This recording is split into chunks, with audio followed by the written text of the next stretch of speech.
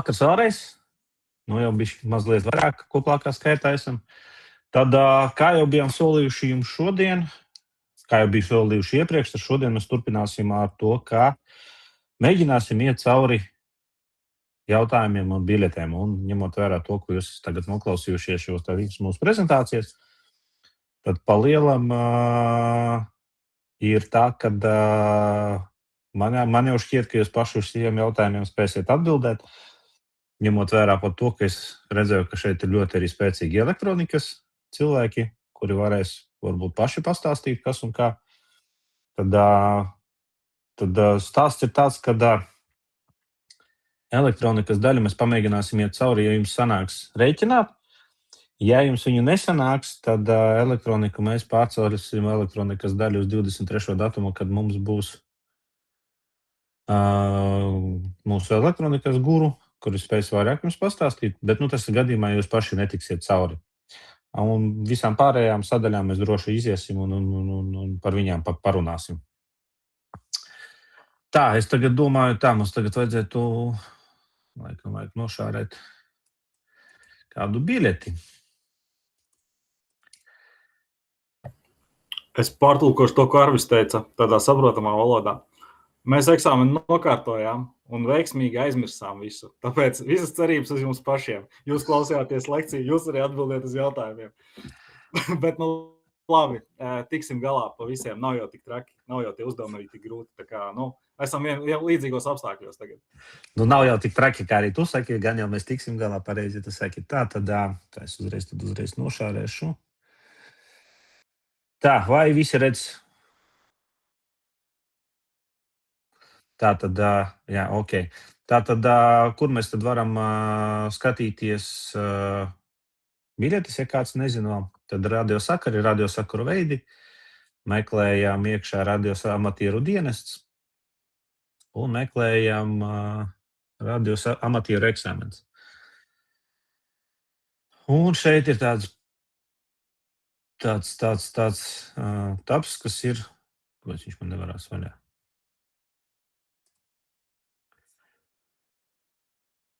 Tātad radioamatieru eksāmenu jautājumu piemēri. Es domāju, ka sāksim no paša pirmā un vēram viņu vaļā, un tad ejam. Varbūt sākam no beigām tieši otrādāk.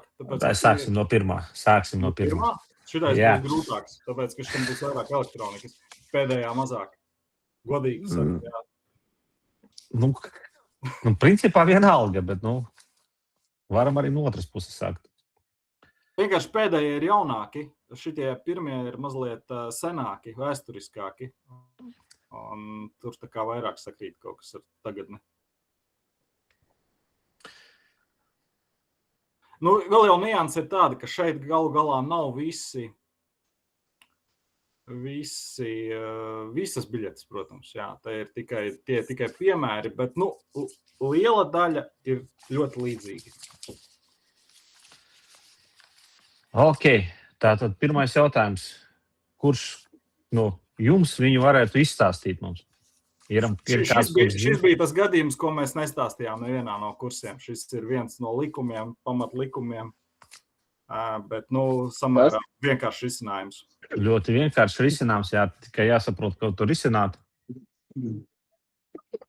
Tur ir Kirchhofa likums. Ļoti labi. Tātad, kā viņš izpaužas? Jā, tas bija vērīgs. Tad palielam viss, kas ienāk iekšā, tam arī jāiziet ārā. Nekas sarežģīts tur nav. Tad mums vienkārši ir jāsaskaita visu, kas mums nāk iekšā, un mēs sapratīsim, kas mums nāk ārā. Tā ir? Kas ir ar boltiņu uz iekšu, tas ir plus, kas ir uz ārā, tas ir mīnus. Tieši tā. Tad vajadzīgs laiks, lai kāds izreikināt varētu, vai skaidra doma, kā tas notiek. Tad pareizi atbilde ir 55, jā? Jā, varbūt vajag pastāstīt to risinājumu ceļu arī tiem, kas varbūt... Jā, droši. Vienkārši varbūt kāds var izstāstīt, kā tas 55 tika iegūts. Droši, kas saka, brīvs mikrofons var droši runāt, jā.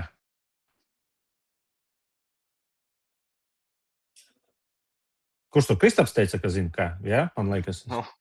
Var saliec vienā pusē ar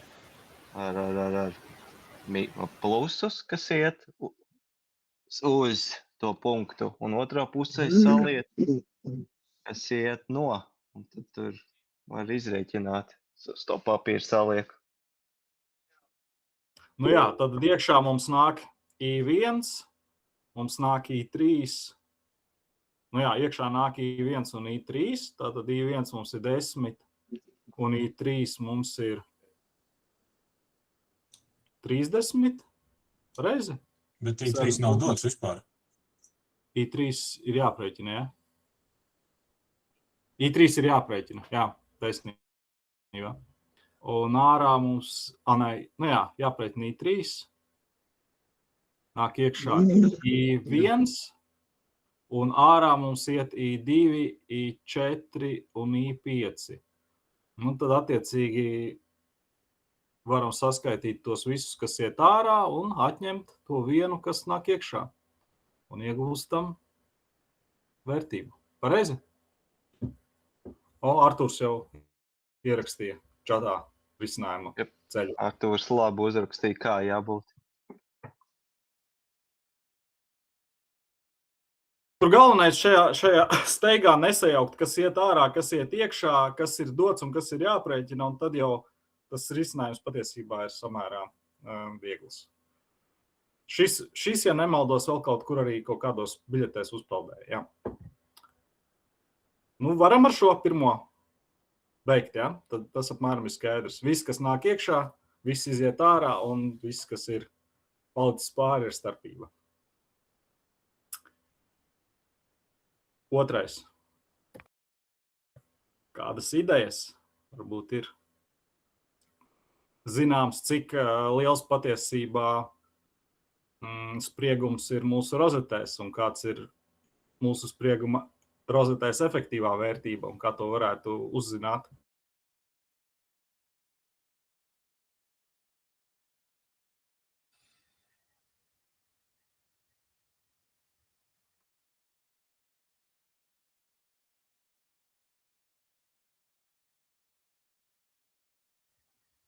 Nu, kurš var paskaidrot? Man liekas, es jau esmu visus atbilžu variantus redzējis. Kurš ir pareizais? Man liekas, ka bija 0,7.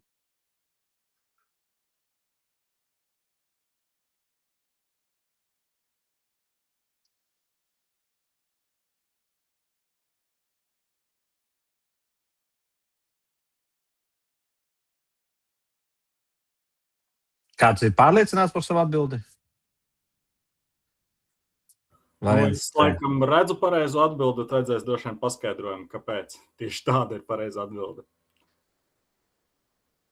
Un varbūt kāds var pateikt, kāds ir patiesais signāls mūsu rozetēs, tad tas būs papildu jautājums, zinot šo. Ja nomināli mums ir 220, piemēram, tā, teiksim tā efektīvā, kāda patiesībā tur ir tā, kāds ir tas signāls mums rozetēs.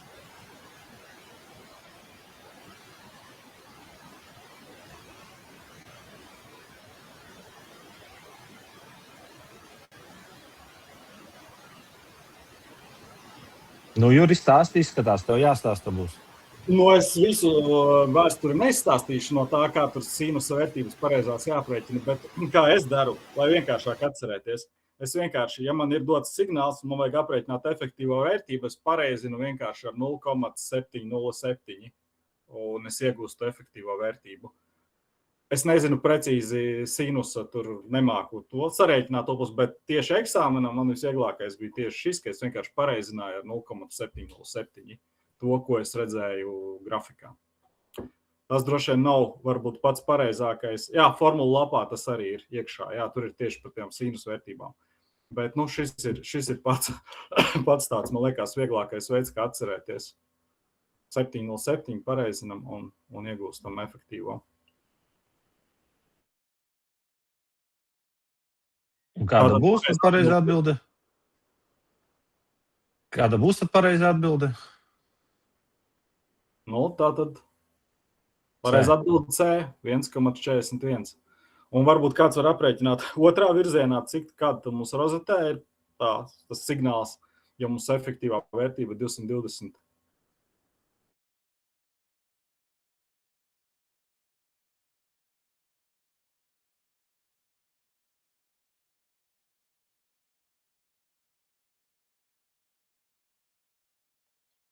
Ir vienkārši jautājums, ar ko tas 0,7 reizinās? Ar kādu skaitli? Ļoti labs jautājums. Jā, tātad ar ko reizinās? Tad reizinās ar mūsu amplitūdas augšējo vērtību.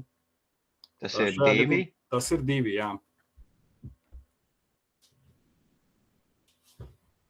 Un tādā veidā iegūstam 1,4?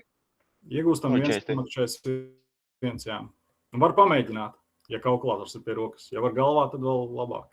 Es nevaru galvā, man nesanāk.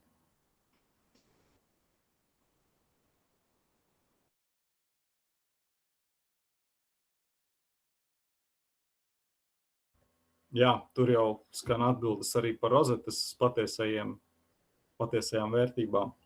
Bet, tātad pavisam vienkārši tad ņemam augšējo amplitūdas vērtību un reizinam. Tas būs visīsākais ceļš.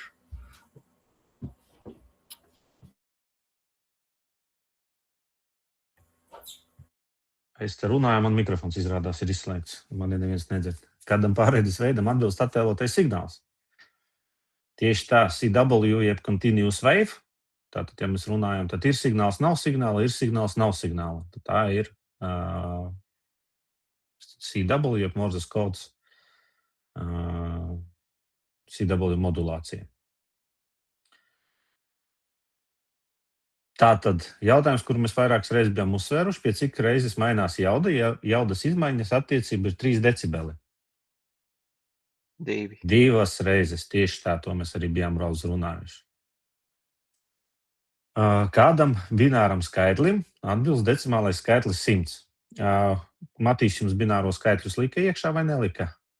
Jā, viņš ir ielicis. Jā. Ir ielicis, jā. Tad reiķinās viss ļoti vienkārši. Sarakstam no 1 līdz 120. Tad rakstam 2, 4, 8, 16, 32, 64, 128. Un tad saliekam zem viņiem apakšā šos te vieniniekus un nulītes. Un zem kuriem tiem skaitļiem ir vieninieks, vienkārši viņus saskaitām. Un tad iegūstam šo te summu. Šajā gadījumā mums ir pavisam vienkārši to atrisināt, tāpēc, ka mums ir tikai viens pāri skaitlis atbildēs.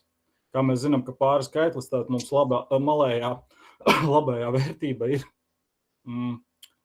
pāri skaitlim tur būs nulīte, bet nepāri skaitlim tur būs vieninieks. Un ja mums simtnieks ir pāri skaitlis, tad mums īstenībā tālāk varam arī neskatīties, jo visi pārējie ir nepāri skaitļi, jo viņi beidzās ar vieninieku, nevis ar divnieku. Tā kā tur potenciāli nekādīgi nevar sanākt simtnieks. Tā kā, tas ir pirmais variants, kā atsijāt, ja gadījumā aizmirstos, kā saskaitīt. Kādam šis nav skaidrs, jo šis jautājums viennozīmīgi ir testos. Jā, kurš Ugo pacēla roku? Jā, es tagad tīri faktiski saprotu, ko domā to 4, 8, 16, Jā, bet kā viņu kā realitātē viņu pielietot? Tas ir binārie skaitļi. Tādā veidā tiek kodēti binārie skaitļi binārajā kodu sistēmā. Bet kādā veidā tad man aprēķināt, zinot tās vērtības? Teiksim, tev ir nepieciešams skaitlis 100, iekodēt binārā skaitli. Tātad tev ir tas skaitlis binārais simtnieks sastāvēs no vieniniekiem un nulītēm. Tad veids, kā tu viņu iekodēsi, tas ir tātad tas vienkāršākais variants ir vēl vairāk. Tad uzraksti 1, 2, 4, 8, 16, 32, 64, 128. Un tad ar šiem te vieniniekiem, tātad tev šos kurus no šiem skaitļiem saskaitot, tev summā veidosies 100. Labi, saprast. Labi, paldies. Jā, lūdzu. Tā visiem skaidrs ir? Ok, šo te arī Gunārs stāstīja. Šis te bija pavisam nesen.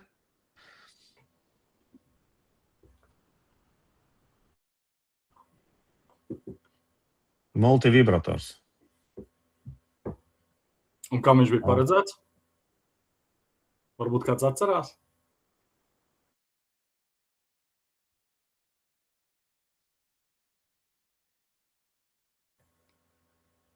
Jā, mums veidojas kaut taisnstūra impulsu apmēram. Es, protams, uz eksāmenu tikai iemācījos, ka šis ir multivibrators, bet Gunārs pastāstīja, un tagad es zinu, kādus impulsus viņš ģenerē. Mūžu dzīvo, mūžu mācies. Ļoti labi. Kura no tabulām raksturo loģisko funkciju vai? Šo te laikam Matīs arī ir ielicis, tu jums tajā špikeru tabulā bija? Man Jā, liekas, tas ka ir. jā.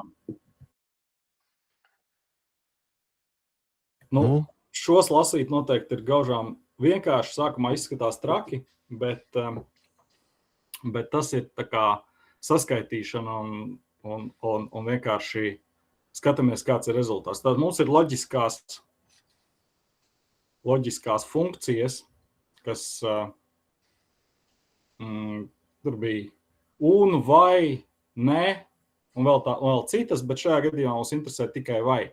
Tā pašas vienkāršākās divas ir un vai. Tātad mums ir A un B ieejas, un izejā mēs gribam zināt, kas būs. Nu, tātad, piemēram, pirmajā gadījumā mums ir 0 un 0, iegūst 0. 0 un 1, iegūst 0. 1 un 0, iegūst 0. Un, ja mums ir abi viennieki, tad iegūst viennieku. Ko tas varētu nozīmēt? Kas tā varētu būt par loģisko darbību, ja mums ir jābūt abiem diviem? Nu, es redzu jau atbildi čatā. Jā, tātad tas ir un. Tātad nosacījums ir tāds, ka abiem diviem ir jābūt. Jābūt gan A, gan B, lai būtu pozitīvs rezultāts. Mēs nevaram, piemēram, iztikt ar vienu pārīti. Tas saucās loģiskais un. Tā, kas mums ir otrs? Otrs mums ir 0, 0 ir 0, 0, 1 ir 1, 1, 0 ir 0, 1 un 1 ir 1. Kas tas tāds bija? Tagad tas ir viens no ne, tikai kurš no ne. Labi, tāds jautājumos, protams, nebija, bet varbūt kāds, kurš ir mācījies nesenāk šīs tēmas, atzina, kurš no ne tas ir. Otrs ir vienkārši B. Ok, nosauksim B, bet tas ir viens no ne, jo tur tiek izslēgts. Un trešajā mums ir tātad 0, 0 ir 0, tad nekas nav. Ja 0 un 1 ir 1, vai 1 un 0 ir 1 un 1, tad šis ir variants, kad vismaz viens ir pozitīvs. Nu tātad vai nu vieninieks ir B, vai A, vai abos, tad tas ir vai, un tur jau skanēja čatā mums pareizās atbildes, tas mums ir vienmēr dod viennieku, tad tā ir pareiza atbilde, tas ir vai. Un pēdējais mums ir atkal kaut kāds ne, bet es nezinu, kurš no viņiem. Pareiza atbilde ir C, jā, tad vai. Pareiza atbilde ir C. Jā, vienam no viņiem ir jābūt vieniniekam, lai izejā būtu vieninieks. Bet testā bija vai un tabulas, tās, kuras jums jāapskatās, tās viennozīmīgi testā ir. Kāda veida antēna attēlota zīmējumā? Par to jums Gunārs stāstīja.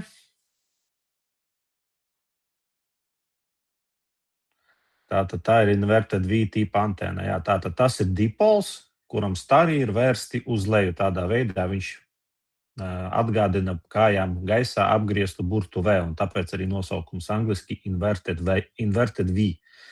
Šis ir tātad inverted V tipa antēna. Tad dipols, kuram pleci ir nevis 180 grādos, bet ir 90 grādos un uz leju. Nu, varbūt mēs varam pa tiem pārējiem antenu tipiem pie viena. Tātad, kura bija tā Jagi Uda antena, kurš pateiks? Kā var to atpazīt? Visi elementi vienādi. Nebūs īsti taisnība. Asak. Jā, tas būs pareizi. Asak. Un šai asakai jāatcerās trīs elementi. Tas, kas ir pirmais, tas vienmēr ir reflektors, tad mums ir aktīvais elements un direktori mums var būt daudz. Nu, kā jau pie mums varas direktori mums ir daudz. Un strādā tikai viens. Tad šo antēnu vēl bieži var sajaukt tīri nosaukumos ar logoperiodisko antēnu. Tad viņa ir vizuāli mazliet līdzīga, bet tie stari ir izteiktāk dažādu izmēru. To jums laikam arī stāstīja Gunārs, ja? Par logo periodisko, man liekas, neteica, bet logo periodiskā bija ļoti īpatnēja. Viņi gan es nezinu, cik plaši pielieto. Droši vien jau pielieto. Ultra izviļņos un izviļņos. Bet mazāk izviļņos tieši. Jā. Bet viņai ir ar to, ka viņai tiešām tie elementi bija laikam visi dažādi izmēri, viņi tur neatkārtojās. Nu, tā kā eglīte viņa tāda sanāk. Ja to jūs varat droši Google iemest, tad gan kā izskatās Jagiuda antēna, gan kā izskatās logo periodiskā antēna. Tad tur tie, vizuāli ļoti labi viņi atšķirās, kaut vai doma ir līdzīga. Tad viena ir ļoti šauras joslas antēna, otra ir diezgan plata diapazona antēna. Jā, Jagiuda var sastāvēt arī no 2 elementiem. Tādā gadījumā tur var būt tā, ka vai nu nav reflektors, vai nu nav direktors. Aktīvais elements, protams, būs vienmēr. Tad atkarībā no tā, tad tur mainās bišķi viņas īpašības, bet varbūt arī no 2. Tad līdz tā saka, nesanāks, tur būs tā 2 stieņi priekšā aizmugurē 1. Bet, droši vien eksāmenā būs vairāk tāds klasiskais 3 elementu, kur ir visi 3 redzami. Jo, ja jautājums, kurš ir mazākais elements, tad mēs zinām, ka mazākais vienmēr ir direktors. Un lielākais vienmēr ir reflektors. Tā. Pārējiem es nezinu, kas ir dubultvērtība. Nav tādas antenas. Atsieta ground plane antena. Viņu droši vien var atsiet, bet tas mums ir vertikālā. Tas ir vertikāls vibrators ar 3 atsētēm uz leju, tātad ground plane, jeb GP antēna viņu mēdz saukt. Kāda viļņa garumam aptuveni atbilst elektromagnētiskais vilnis ar frekvenci? Tas ir tas, ko es jums teicu, kad jūs pat naktī, ja jūs pamodina, jums vajadzētu zināt formulu, kas ir 300 dalām ar frekvenci. Tātad mums ir 300 jādala ar frekvenci 30 MHz, un mēs iegūstam 10 metrus. Tātad 10 metri, tātad viļņa garums būs 10 metri. Ļoti vienkārši 300 dalām ar frekvenci un iegūstam metros. Kurš no faktoriem visbūtiskāk ietekmē frekvenču skaitītāju precizitāti? To jums Gunārs bija uzsvēris, es pat dzirdēju. Es tā kā gaidu no jums atbildi. B. Laika bāzes precizitāte. Tātad tieši tā ir ļoti svarīgi šī laika bāzes precizitāte, lai tad šis frekvenču skaitītājs būtu precīzs. Tātad pareizā atbilde ir B. Gunārs jums to stāstīja, ka laika bāzes precizitāte ir svarīga pie frekvenču skaitīšanas. Pie frekvenču skaitītājiem. Un te sākam jau, tātad, redzēt, tā pirmā daļa nemaz tik tragiska nebija, ar šiem te jautājumiem. Un tagad mēs pārējām pie tās daļas, kuru jebkurš var nokārtot, tikai pamācās laicīgi. Vēl otrs variants. Pirmai daļai var patrenēties svētdien rītos ir tas loto izlozes vai... Labi, nepārspīlē. Es tā gatavojos, es diezgan labi uztimējos. Labi, tad ejam tālāk. Kāda ir pieļaujamais maksimāls valodas šķērsgriezums tīkla laukām, aparatūras un pārvietojumu patērētāju pieslēgšanas elektrotīklam? 0,75 bija manā prezentācijā, jūs pilnīgi pareizi visu arī atbildējāt. Tātad 0,75 kvadrātmilimetri. Kā pareizi jāizvieto radiostaciju iekārtu sazemēšanu? Tas bija arī manā prezentācijā. Tad te ir ļoti svarīgi atcerēties, ka katras iekārtas korpus mums jāsavieno ar vada šķērsgriezumu nemazāk kā 0,5 kvadrātmilimetrus. Un vēl ir ļoti svarīgi, ka katru iekārtu ir jāzemē atsevišķi. Es ļoti atvainojos, man kaut kas zvana.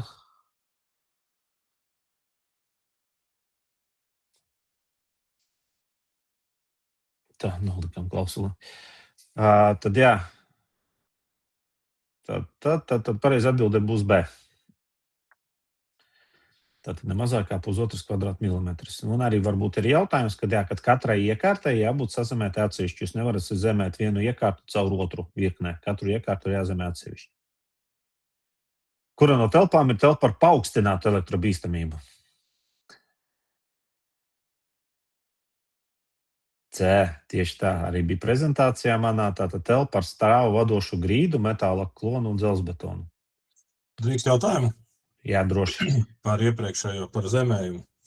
Jā. Kā tas praktiski notiek? Labi, es dzīvoju privātmājā, man ir darbistabā, kabinetā aparāti. Kā tas notiek? Tātad tas zemējums, kas ir mājas elektrotīklā, tas sanāk, ka nedara, jo tad viņi visi būs pie viena zemējuma sazemēti. Ideālā variantā, kad šīm visām radioiekārtām tu veido savu zemējumu kontūru. Bet kā to tas nozīmē praktiski, vēl viens vats jāvelk ir iekšā mājā? Nu, vēl viens vats ir jābūt zemējumam, elektrodus jāiedzen zemē, jānomēr pretestība, kurai nedrīkst būt lielāka par cik ohmiem? 4. 4, tieši tā. Vai nevajag lielāk vairāk par 4 ohmiem, jā, un tad viņu sazemē atsevišķi.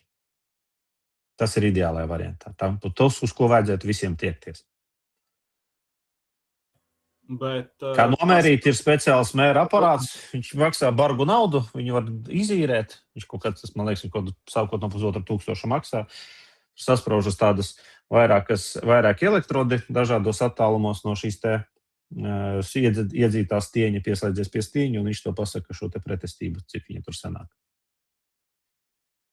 Jā, bija jautājums vēl. Es gribēju paturpināt par to, ka nav jau tā, ka tu nevari izmantot to zemējumu, kas tev ir, vienkārši tā, ka tās iekārtas galvenais nezemēt vienu caur otru, bet uztaisīt tad vienu šinu, kur tu savelc iekšā visas tās savas radio iekārtas uz to vienu punktu. To sauc par kopni.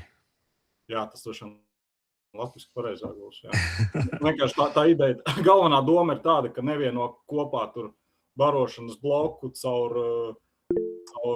pastiprinātāju un caur transīveri, bet katrai tai iekārtai ir tas stariņš uz kopējo punktu. Nevis otru, tā galvenais nosacījums, jā. Jautājums šatā bija par 40 ohmiem, līdz tā mēs vēl tiksim. Kā tu pateici pareizi, mazliet to jauc, jā, tas ir no citas operas. Ok, tad kura no telpām ir tā paaugstināto mēs it kā izrunājām, kura no ir sevišķi bīstama telpa? C, tieši tā. Tātad tā ir, kurā ir mitrums, slapjums un pārklāj, tad tā šī ir sevišķi bīstama. Kāda ir lielākā pieļaujamā elektroiekārtu dabīgā sazemējuma pretestība?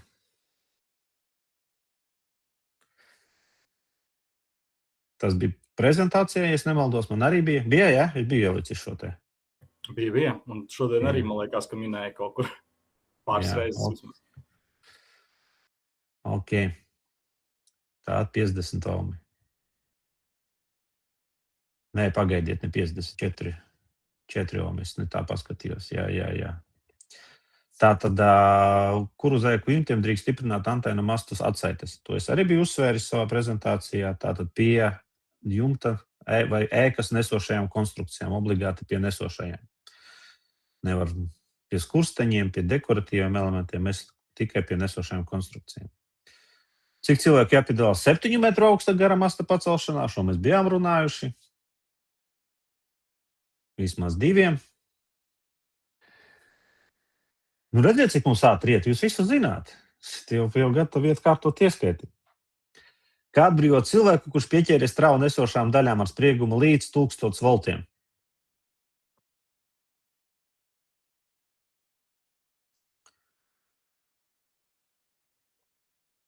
Es domāju, ka D būs pareizā atbilde. Visas pareizās ir pareizas. Tātad ar izolēšanu. Es arī atceraties stāstīju jums, ka pirmais, kas mums ir atslēgt spriegumu un tad skatīties, lai viņš nenokrīt. Tad otrs variants, ka mēs varam ar izolējušo materiālu šo cilvēku atraut no vada. Un jā, ir tāda teorija, atkal tas ir gudrās grāmatās aprakstīts, ar cirvikam ir savs izolējušs roturis pārsis travu nesošo vadu. Kādiem tur zvaigznēm ir jāsastājas, lai tad, kad cilvēks sāk gūt elektrotraumu, jūs tur redzat, ka kaut kur stāv blakus cirvis un jūs viņu pārcetat, bet tā ir pareizā atbilde. Tātad šī gadījumā ir visas iepriekš minētās atbildes ir pareizas. Kas jādara elektrotraumā cietušais līdz ātrās palīdzības atbraukšanai?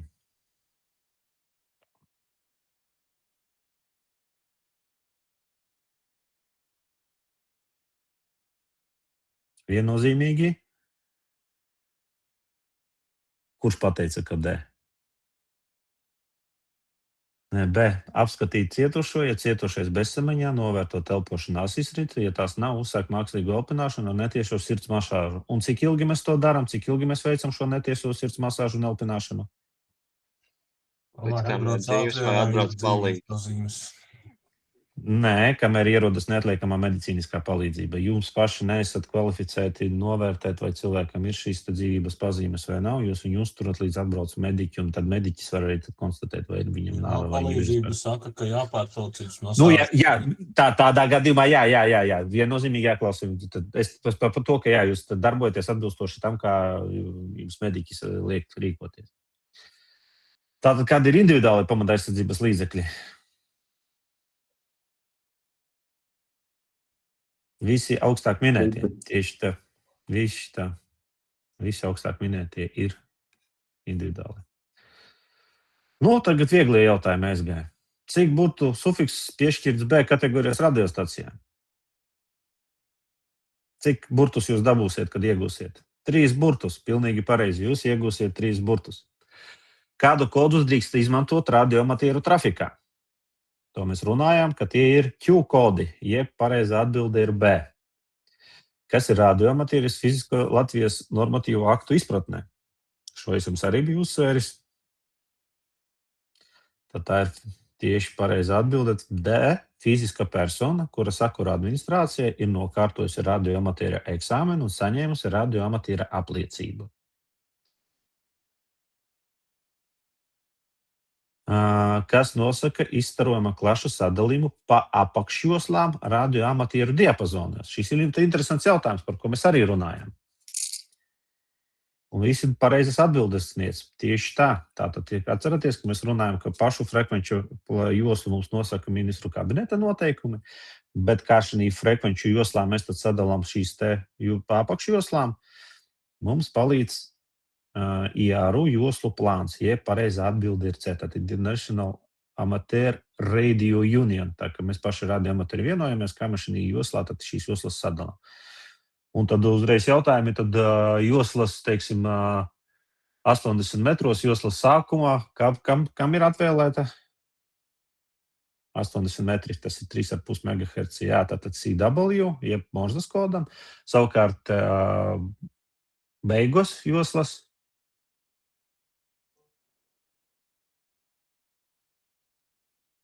DX-iem tieši tā. Pilnīgi pareizi. Jeb, tas ir starp kontinentālajiem sakariem, tātad tālajiem sakariem. Ļoti pareizi. Malači, visu ļoti labi esat iemācījušies.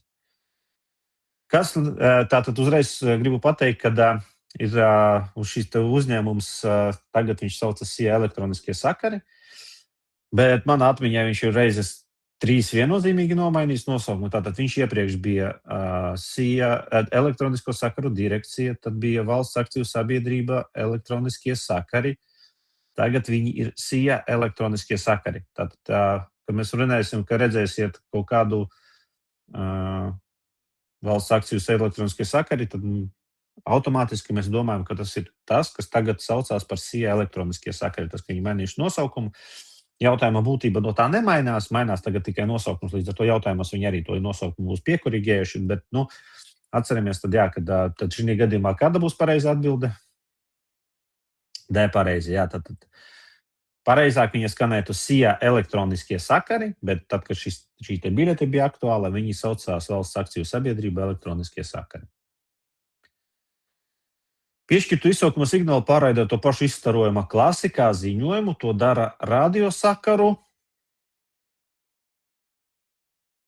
Tieši tā, mēs ar jums arī runājam, ka mēs paziņojam savu izsaukuma signālu sākumā, beigās, un ja mēs raidām ilgāk par 10 minūtēm, tad reiz tā kā reizi 10 minūtēs mēs vēlreiz savu radio signālu pasakam ēterā, lai visi zin, kas tie tādi runātāji tur ir.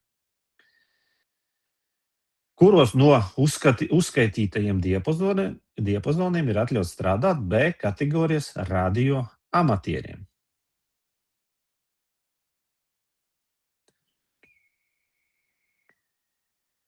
Visi pateica pareizi. Tātad D. 7 MHz jūs drīkstat strādāt? Droši. Jā, nē. Kuri vēl varianti ir? jūs 7 MHz drīkstat strādāt tikai Morzes kodā vai MGM Machine Generated Mode. Tātad, bet jūs 7 MHz nedrīkstat raidīt balsī, jeb SSB. Es sastapis esmu tādu jautājumu, kas mazliet bija uz iegāšana. Tur bija jauda pieminēta, SSB un 7 MHz un B kategorija. Un tas tā kā liekas, tev jāfokusējās uz jaudu, ar kādu jaudu drīkst raidīt, un tur bija arī atbildi nedrīkst. Un vienkārši ir jāatcerās, ka tā pareizā atbilde ir SSB 7 MHz nedrīkst B kategorijas. Nu, tur vienkārši uzmanīgi jāizlasa šis jautājums. Jā, tad par Es nezinu, 7 vai viņš MHz. bija šeit, vai vienkārši man ir atmiņā no eksāmena kaut kas, bet... Par 7 MHz esat uzmanīgi, jā, tad šis jautājums par megaherciem, 7 MHz ir testā un dažādās kombinācijās. Un tad jums jāatceras, ka jūs tur drīkstat raidīt, bet tikai vienīgi CW vai MGM modēs. Vai radiometrs var saņemt sodu ministru kabineta noteikumu? Tātad šis likums jau arī pa lielam ir vecs likums, tātad mums tagad mēs atceramies, ka likums ir mainījies. Pareiza atbilde ir jā, ka saskaņā ar Latvijas administratīvo pārkāpumu kodeksu jūs drīkst sodīt, ja jūs kaut ko ne tā darat. Tas ir loģiski, tāpat administratīvos kodeks, tāpat kā jūs ātrumu pārkāpjat vai kaut ko ne tā izdarāt, arī tāpat arī šeit. Ja jūs pārkāpjat noteikumus, tad varat tikt sodīts administratīvi. Ar kādu maksimālo jaudu 3,5 MHz vai kategorijas radiometrs var strādāt SSB režīmā. Tātad, ja šo te atceraties, jums kā B kategorijas radiometri nedrīkstat strādāt ar vairāk nekā 100 vatu lielu jaudu. Tieši šajos te diapazonos. Kas radioamatierim jādara, ir radiostacija raida kaitīgus traucējumus apraides vai citiem radiosakaru dienestiem. Tātad jāpilnveido savu raidstaciju, kamēr ir novērsta vai samazināti līdz pieļaujamam līmenim. Tieši tā pareizā atbilde ir C. Tātad mēs, ja novērojam, tad mēs paši savai raidstacijai šos te traucējumus arī novēršam. Neviens mūsu vietā to nedarīs. Ļoti vienkārši jautājumi. Kā pa burtiem jānolasa izsaukuma signāls? Es varu nolasīt, tad jau vispār būs skaidrs. Yankee Lima 8 Echo Sierra. Tātad B, pareizā atbildešu variants ir atbilde B. Kādu sānu joslu parasti izmanto frekvencēs zem 10 MHz? Šo mēs arī runājām. Zem 10 MHz mēs izmantojam apakšējo sānu joslu, jeb viņa saucās par LSB, Lower Side Band. Virs 10 MHz mēs izmantojam augšējo sānu joslu, jeb Upper Side Band, jeb USB. Tieši tā. Ko saīsinājumā RS nozīmē burtiņš S?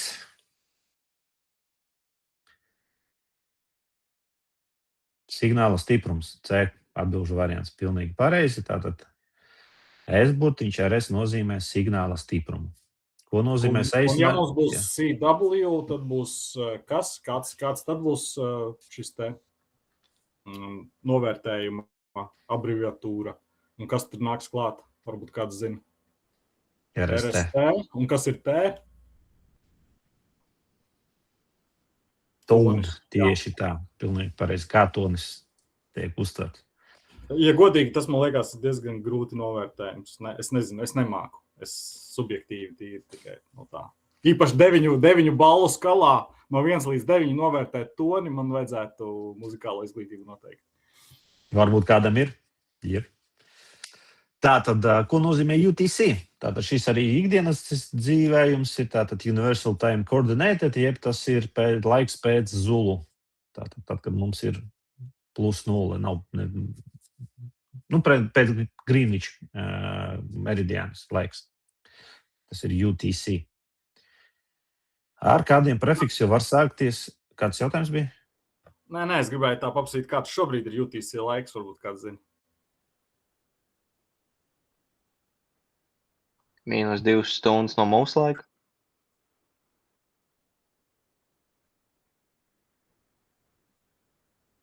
Man rāda pulkstenis 17.45.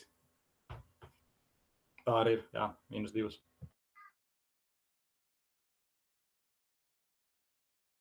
Arvi, ieslēdz mikrofonu, būs foršāk dzirdēt mums. Es saku, mēs esam nevis mīnus, mēs esam +2. Mēs skatāmies no UTC, tātad no UTC mēs esam +2.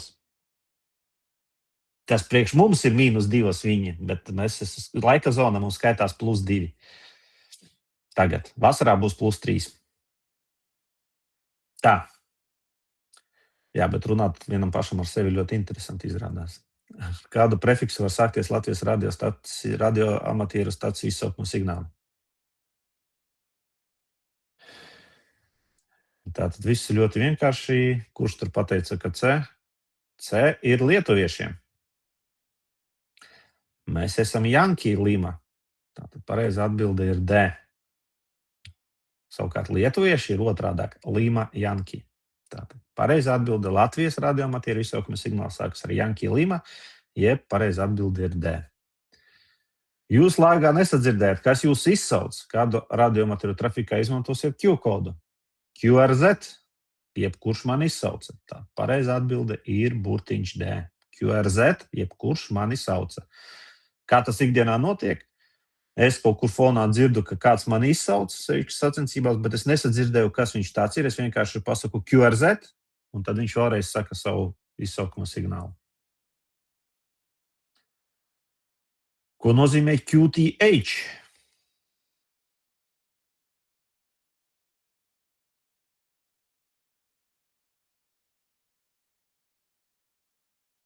Pareizā atbilde ir vairāki. Un kurš uzminēs?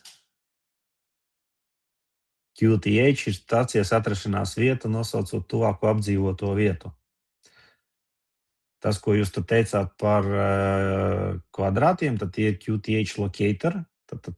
Bet parasti, ja mēs runājam, ka kāds ir tavs QTH, tad tu pasaki tur, teiksim, tur nezinu, Dienvidu Latvija, tad tāda un tāda pilsēta, blakus tādai un tādai pilsētai.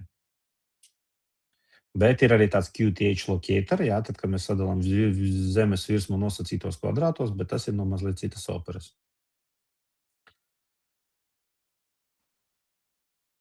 Tātad, kura no zemāk minētajām darbībām ir galvenā pirms kopējā izsaukuma signāla raidīšanas? Mēs esam pieklājīgi. Tāpēc mēs pārliecinamies, vai antena vai izvēlētā frekvence ir brīva. Tieši tā. Kāds ir starptautiski pieņemts briesmu signāls? Ar balsi. Te ir svarīgi balsi. Mayday, mayday, mayday. Tieši tā. Kāda ir kopēja izsaukuma frekvence 2 metru joslā, Foxtrot 3 eko režīmā, jeb tas ir FMs?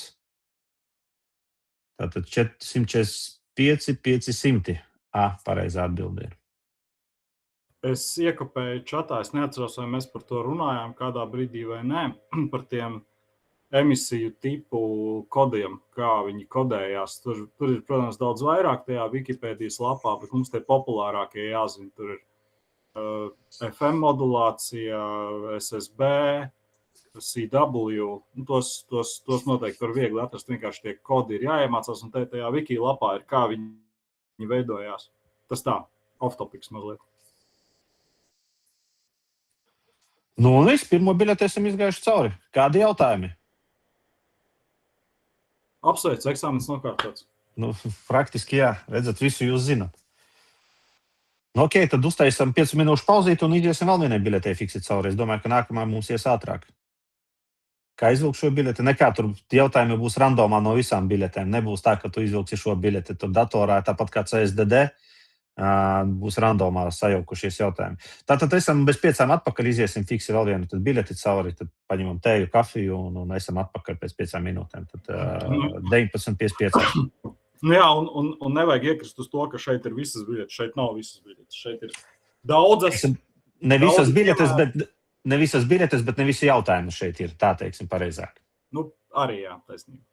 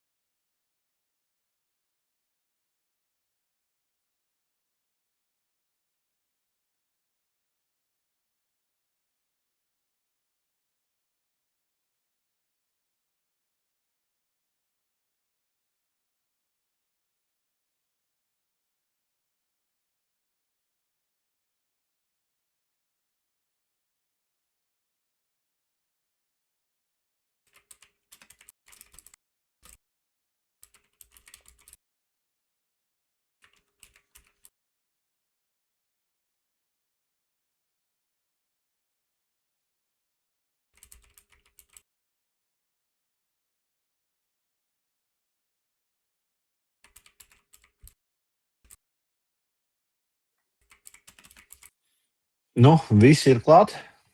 Tā ceru, ka visi. Nu, Juri, pārņem vadību tagad tu. Nu, labi, es mēģināšu parunāt. Tā. Kaut kāda poga jāspiež, lai ekrāns parādītos, vai ne? Apakšā tur ir tāds ekrāniņš blakus kamerai. Gandrīz sanāca. Es baidos, ka es parādīšu pārāk daudz. Šitie tabi jāvar ciet. Es varu atvērt, ja tu gribi no problēma. Nē, es tulīt jau man sanāks. Galvenais pareizo... Kāpēc man Tabu parādīt. Jā, pareizo tabu tur, kur nav tas tur taps. Nu, tu zini, par kur es runāju. Labi, man vienkārši es neesmu ar viņu šārējis. Man negribās arī pilnīgi visu parādīt. Tu pagada, es paņemšu no šāra. Atradu visu, es jau redzu, es jau spiežu pogu šāri. Jā, jūs redzat noteikti man ekrānu, vai ne? Jā, pat pareizo pie tam. Bet nepareizo Prezentācijas, jā. Tā sākums. Jā. Tā, pirmais jautājums. Aiziet. Kas ir pareiza atbilde šim, no kā atkarīga metāliska vada aktīvā pretestība? Es zinu, ka B klases kategorijas eksāmena kārtojas atbildēja nepareizi, un tagad iespējams, ka es zinu pat pareizu atbildi. Un noteikti vēl kāds zina, no kā ir atkarīga aktīvā pretestība. Kādi varianti? A un D. Nu, nē. Strāva pretestību neietekmēs. Pretestība paliks nemainīga. Tātad pirmais atbilde pareizā mums būs A. Pareizi? Tie, kas zina, pasakiet lūdzu, ka es nesamaloju. Vada garums. Vada garums, jā.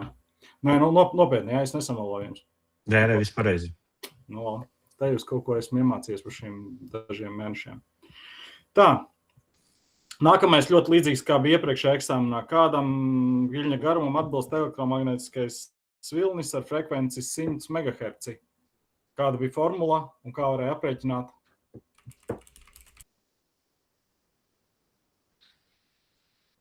Arī runāju, bija aktīvāki cilvēki. 3, nē, tā kā viņi čatā rakstot, vienkārši neredzi. Tu viņiem patīc, vairāk nekā es. Labi, neapskalt, viņi visi pareizi uzrakstīja, jā. Viņi pareizi uzrakstīja. Tātad, kā mēs aprēķinām, tātad mums ir maģiskais skaitlis gandrīz 300, kas jādala ar frekvenci, un mēs iegūstam metrus. Tātad man sanāca 3 metri. Tā ir? Jā, pareizi. Tā, aiziet.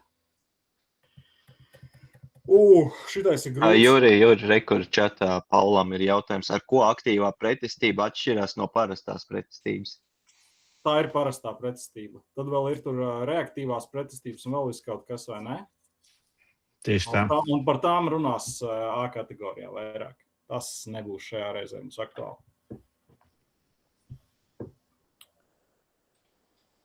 Tā. Jūs paskiet, ja kaut kas interesants čatā notiek, jo es kaut kādu iemeslu dēļ to neredzu. Varbūt tāpēc, ka man ir uz viens ekrāns tikai.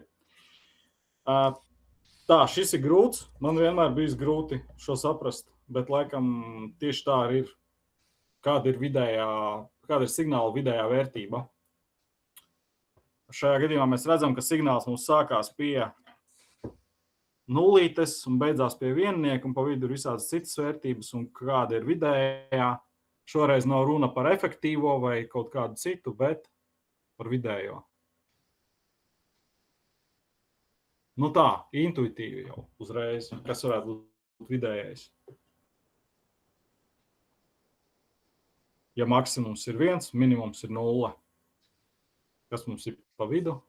Droši vien, ka čatā ir daudz atbilžu, jau es te runāju vienkārši. Jā, ir daudz, un visas dažādas. Visas dažādas? Jā. Kurš zina, kur ir pareizā? Es domāju, ka pareizā ir viena no viņām, bet es varu pateikt, kura, bet vai tā ir pareizā? Kāds ir vairākums? B. Nu, man arī liekas, ka B, tāpēc, ka tā ir vidējā. Nu, tā ir kā pa vidu, loģiski. Nu. Nē, nu te ir tas stāsts, ka tev ir 5 periodi, no kuriem 3 periodos tev ir spriegums 1 volts un 2 periodos tev ir spriegums 0 voltu. Bet varbūt 3 tikai uzzīmēti. Nē, un te, kur tev ir spriegums, redz augšā iezīmēts, no 0 līdz 10 milisekundēm tev ir 1 volts, tad tev ir 0 voltu. tad no 20 milisekundēm līdz 30 milisekundēm tev ir 1 volts, un tad tev atkal ir 0 volta. Un tad no 40 milisekundēm līdz 50 tev atkal ir 1 volts. Tu domā, ka 0 ir mazāk nekā 1 volts? Tas Kāda ir vidējā? Ja tev ir tātad, ja tev būtu visu laiku vieninieks, tad tev būtu vidējā vērtība būtu 1. Jā. Ja tev no 5 periodiem tikai 3 ir vērtība 1 un 2 vērtība ir 0, tad kāda ir vidējā vērtība? Šito mēs varētu noprecizēt vēl pie Gunāra, bet man ir lielas aizdomas. Man šis jautājums mazliet tā, es nepaskatījos tā, ka vajadzētu skaitīt tieši šajos periodos. Es domāju, Tas arī tā notiek. Nopietni? Es teiktu, ka 0,5. Tātad, ja tev būtu no 0 līdz 50 milisekundēm visu laiku 1 volts, tad tev vidējā vērtība būtu vieninieks. Jā. Tev visu laiku ir 1. Bet tev no tātad kaut kādu procentuālu daļu vērtība ir 0. Tātad tev ir uzreiz mazāks. Tātad tev no 5 periodiem sanāk, ka 2 ir 0. 3 ir 1. Grafiks vairs neturpinās tālāk, tur pa labi. Ja viņš arī, tev ir dotāju jautājums par šo te periodu.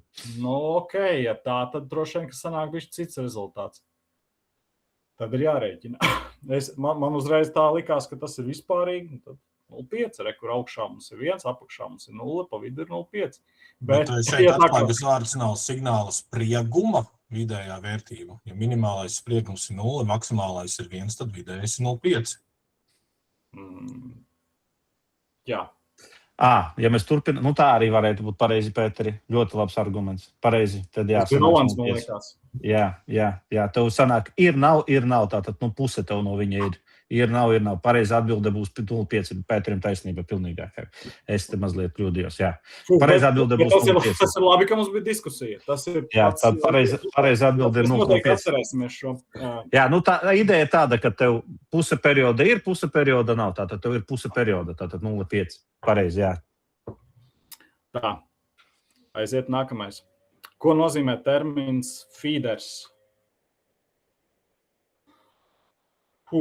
Apzīmē antenas konstrukcijas elementu, kur izmanto antenu virziena darbības uzlabošanai, apzīmē līniju augstakfrekvences signālu pārraidei, apzīmē raidītājs, kam izējas jauda ir zem 1 vata, apzīmē zemu novietot antenu zemes viļņa labākai izplatībai. Kādi ir minējumi vai zinājumi? Visi pareizi saka, tātad tā ir B variants, tātad apzīmē līniju augstfrekvences signālu pārvadei, un parasti tā pārvade ir no raidstacijas līdz antēnai. Tātad feederus mēs izmantojam, lai savienotu raidstaciju ar antēnu. Šis ir labs, šis ir no klasikas. Klasisks eksāmena jautājums. Gan par rezistoriem mēdz būt, gan par kapacitatoriem, kondensatoriem. Šeit jāņem formula lapa un jārēķina. Tātad mums ir kas? Mums ir 2 kondensatori, kas ir saslēgti paralēli, un tad tas viss vēl ir saslēgts virknē ar kondensatoru C1. Tad mums jāpielieto abas 2 formulas, gan virknē, gan paralēli. Kāds noteikti atcerās šo formulu, kāds zina noteikti šo formulu no galvas, un kāds jau ir noteikti aprēķinājis. Tātad, kādas bija formulas virknē? Sāksim ar paralēli. Paralēli bija pats vienkāršākais. Neļaujiet man melot tikai. Ar paralēli mēs vienkārši saskaitām šīs te kapacitāti kopā. Savukārt, ja mēs slēdzam virknē, tad tas viss ir apgriezti. Tātad viens dalīts ar kopējā kapacitāte ir viens dalīts ar kapacitāte 1, viens dalīts ar kapacitāte 2, viens dalīts ar kapacitāte N. Un šajā gadījumā par cik mums ir tikai 2, tad, nav 2, šeit ir 3. Sāksim, kā mēs to uzdevumu risinām. Pirmais, mēs aprēķinam vispirms to, ko mums visvieglāk aprēķināt. Šajā gadījumā tā mums ir šis te mazā schēmiņa ar 2 kondensatoriem, kas ir saslēgti paralēli. Viņi jāsaskait mums ir kopā. Tad tur mums ir cik?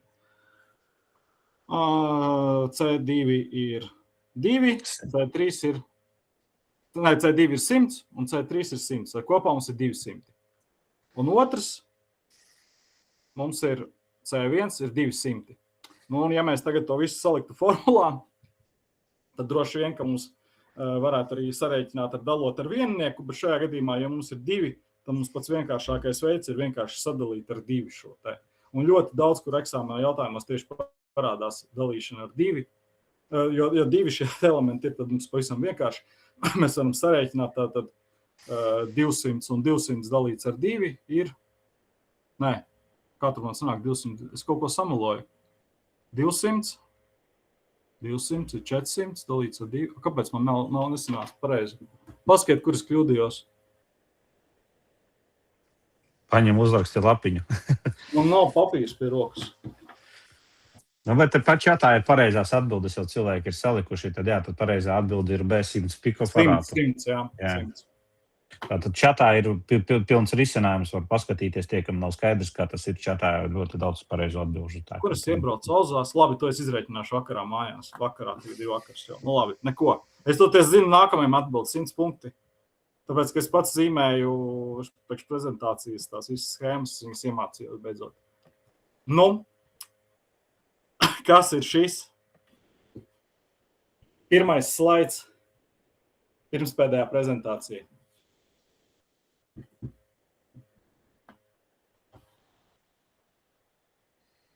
Nu, visi saka, ka lielākā daļa saka, daļa saka, ka tas ir low pass filtrs.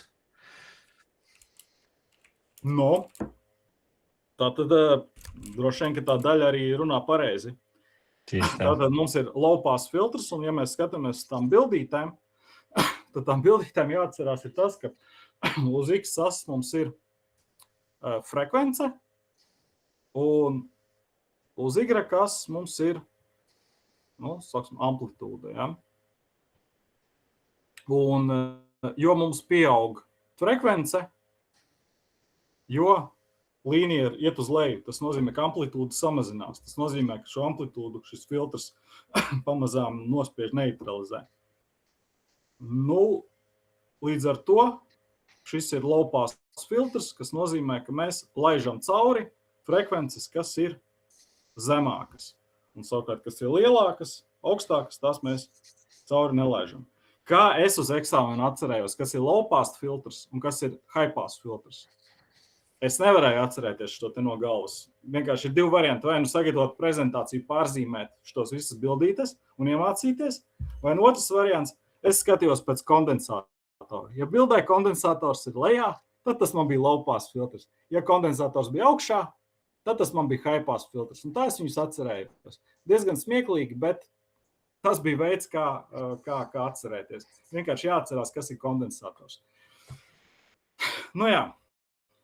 Labi, braucam tālāk. Antena zīmējumā. Jā, nu, neteiksim, ka ļoti viegli šeit ir saprast, bet var saprast. Noteikti jūs varat arī atbildēt, kas šī pa antena.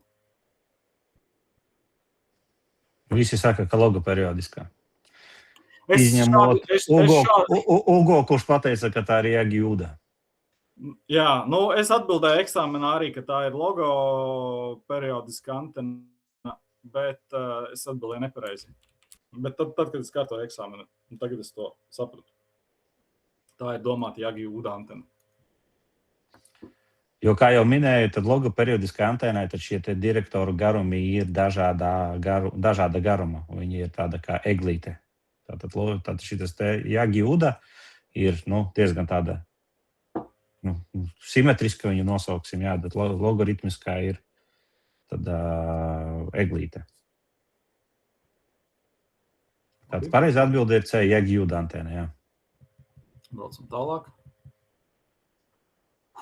Kas tas tur ir rakstīts? Raidītā izējas jauda 10 vati.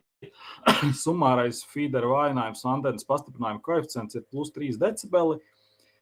Kāda ir efektīvā izstarotā jauda? Tā, Plus 3 decibeli. Plus 3 decibeli. Tieši tā. Tad atceramies, un tā lielā daļa jau pareizi raksta, ka tas ir B. Plus 3 decibeli, tās ir 2 reizes. Tātad pareizi atbilde ir 20 vati. Bet varbūt teorētiski jautājumā arī otrādāk, jo varbūt zudumi. Un tādā gadījumā būs uz otru pusi. Tā kā tas ir iespējams tāds jautājums, tad parādās. Labi, braucam tālāk. Kurā virzienā zīmējumā parādītā antena izstaro visvairāk? Šis ir no pēdējās nodarbības. Pirmām kārtām, kas ir šī pa antenu? Un tālāk nākamais jautājums jau konkrētāk novilkt to vadu virzienā, vienādi visos virzienos. Tā vada virzienā, pie kura pievienota kabeļa centrālā dzīsla perpendikulāri novilkto vadu virzieniem.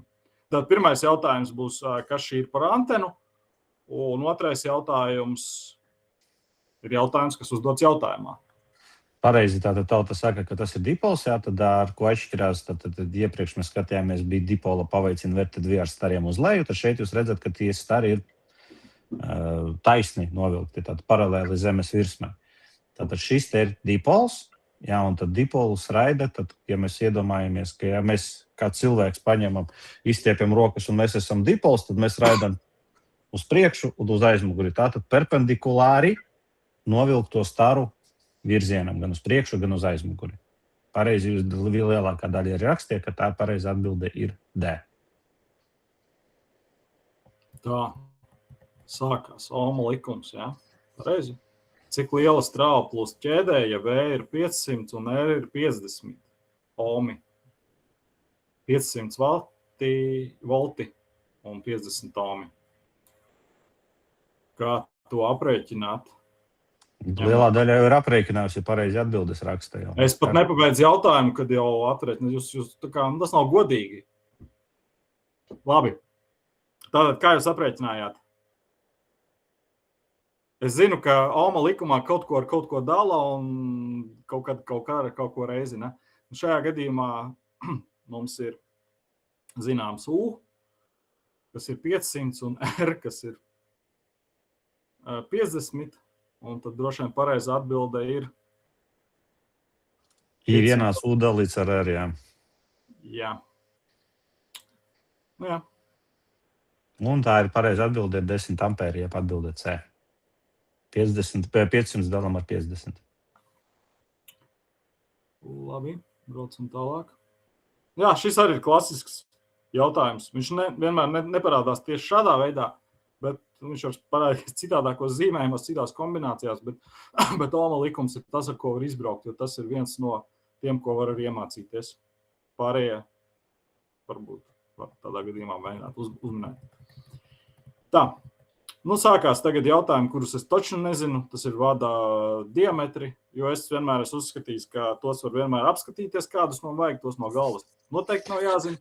Bet šo mēs jau esam izrunājuši pirmo jautājumu. Es nezinu, vai Riega mums atkārtot iet vēlreiz cauri. Tas tieši tāds pats, kā iepriekšreiz bija. Kāds bija? Pārvietotajiem bija, es mēģināšu atcerēties, 0,75. Tieši tā, pareizi atbildi 0,75. Ļoti pareizi. Es uzminēju. Tā, kādi zemējuma veidi ir atļauti? Zemē ieraktas gāzes caurules, apkuras radiators, artēzisko aku ārējās dzelzs caurules, zemē ieraktu kabeļu alumīnija apvalki.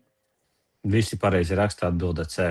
Pilnīgi pareizi artēzisko aku ārējā dzelzs caurules. Tātad, jā, artēziskās akas dzelzs caurules varam izmantot kā zemējumu. Jā, tātad bieži vien parādās kaut kur jautājums par alumīniju. Tā alumīnija vispār neko nevar tur vienot klāt. Apkuras radiators galīgi no-go. Zemē ieraktas gāzes caurules, Arī no-go. No-go. Vai tad pirmā māja būs? Labi. Kura no telpām ir ar paaugstinātu elektrobīstamību? Nu šeit jāatcerās, galvenais ir 3 tie telpu veidi. Bez elektrobīstamības, ar paaugstinātu elektrobīstamību un īpaši elektrobīstams, ja es nekļūdos terminoloģijā. Nu, un kurš gadījums šeit būs? Visi pareizi arī raksta, C atbilde pareizā ir. Visi arī tā arī uzrakstīja. Es ceru, ka tiešām visi raksta, ne tikai daži. Nu, ļoti, ļoti daudzi, bet šis arī jautājums, ko mēs jau bijām izrunājuši pirmajā biļetē, tā ka to jau visi zina. Kāds spriegums atļauts autonomiem elektrotīkliem atļauts autonomiem elektrotīkliem pārnesamo elektroinstrumentu un rokas lampu barošana telpās ar paaugstinātu elektrobīstamību. Šeit vajag pievērst uzmanību. Ir telpām ar paaugstinātu elektrobīstamību viens cipars, un īpaši bīstamās telpās ir cits cipars. Un šeit tas otrs īpaši bīstamo telpu cipars nav, bet kurš ir šo paaugstināto elektrobīstamību telpu cipars? Lielākā daļa arī pareizi uzrakstīja, tie ir 42 volti, jā. Tā, nu šis praktiski visos jautājumos vienmēr ir, kuras esmu bijis eksāmenā, vienmēr šis ir bijis, un vienmēr šis ir tāds vieglā maize atcerēties, kāda ir pieļaujama dabīgā zemējuma pretestība. 4 ohmi. Tas šie jāatcerās, jā. Kur uz jēku jumtiem drīkst stiprināt antenu mastā? Atkal tas pats.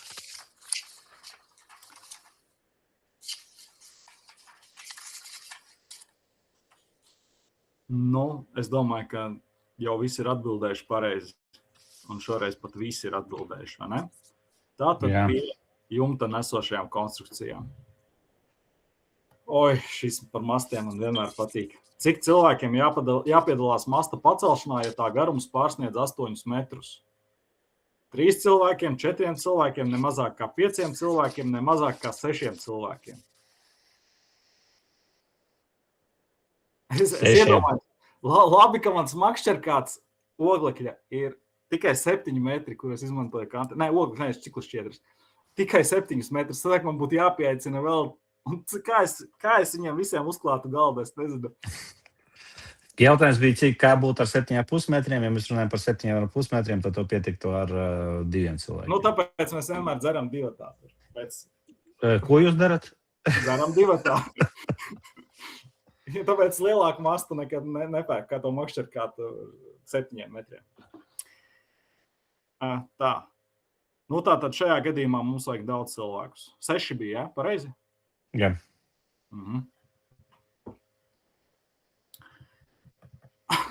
Kā atbrīvot cilvēku, kurš pieķēries strāvu nesošajām daļām? Ar spriegumu līdz 1000 voltiem. Nu, šis jau bija leģendārais cirvis ar visām pārējām pareizajām atbildēm. Kas jādara ar elektrotraumā cietušo līdz ātrās palīdzības atbraukšanai? Arī bija. Arī bija, jā. Es ceru, ka viņš nekādā veidā nekonfliktē ar pirmās palīdzības pēdējām. Nē, nekonfliktē. Ļoti labi. Kuri individuālie pamata aizsarglīdzekļi iekārtām līdz 1000 voltiem? Visi iepriekš minētie. Visi minētie, jā. Tā, sākās trafika. Kaut kāds jautājums? Artūram jautājums. Jā, Artūr, droši. Vai mani dzirdam? Dzirdam. Perfekti. Jā, atvainojos, nebija pārliecināts. Tā, par to iepriekšējo jautājumu runājot, individuālie aizsardzības līdzekļi. Sprieguma indikātori, tie montāžas instrumenti, man liekas, vienkārši būtu vairāk uzskatāmi kā darba līdzekļi. Individuāli aizsardzības līdzekļi manā uztverē drīzāk būtu, teiksim, cimdi, visādi paklājiņi, zābaki un kaut kas tāds. Mēs varam piekrist, bet, ja mēs atvērsim elektronisko sakaru direkcijas tos te jautājumus, to viņu palīgu materiālu, tad tur viņi ir norādīti tādā tieši kārtībā, kādā viņi ir, mēs pēc tās vadāmies. Tu droši vari papētīt to, kas ir papildu materiāli tajā elektronisko sakaru direkcijas mājaslapā par elektrodrošību. Jā, es arī biju pārliecināts, ka tur peldienas jautājums eksāmenos, kā pārbaudīt, vai cimdam nelaiž gaisu, nevis gaisu, bet vai viņš ir izolēts. Es esmu pārliecināts joprojām, ka ūdeni vajag ieliet cimdā, lai pārbaudītu. Un tā es arī atbildēju, bet izrādās... Jāpūst gaisu. Jā. Ok, turpmāk zināšu. Tā kā, jā. Vienkārši tur ir pareizās atbildes, kas ir pareizās atbildes, tāpat kā CSDD. Vienkārši šī ir pareizā atbilde. Tā. Ar kādu prefiksu var sākties Latvijas radioamatieru staciju izsaukuma signāli? Šis laikam bija copy-paste no iepriekšējā. Tieši tā. Janki Lima 2. Ļoti labi. Visiem pareizi. Vai es pareizi atceros, ka mums uz lidmašīnām arī ir Yankee Lima? Ne tikai lidmašīnām, jā, daudz kur Kuģiem visur. arī? Jā. Jā. Un Bet mūs bieži lidmašīnām, jauc ar jā. lietuviešiem starptautiski, bet mēs to zinām. Tā, kā pa burtiem jānoraida izsaukuma signāls ko 8SD, lietojot ITU ieteikto fonētisku alfabētu. Es gribu, lai viens nosauc skaļi. Kurš Vai vēc, nav kurš brīvprātīgi? Kilo Oscar 8 Echo Sierra Delta. Ļoti labi. Malacis. Paldies. Es to novērtēju. Kādā nolūkā lieto saīsinājumu CQDX, lai paziņotu, ka jūs izsaucat tikai cita kontinenta radiostacijas, lai paziņotu, ka jūs tikai pārbaudat savu aparatūru un nevienam neatbildēsiet. Tas ir izsaukums visām amatieru radiostacijām radiosakaru dibināšanai. Tas ir saīsinājums frāzei, kas mani sauca.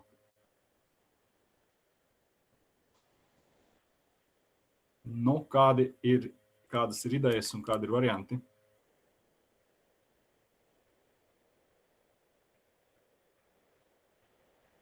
Es domāju, ka ir varianti noteikti čatā, vai ne?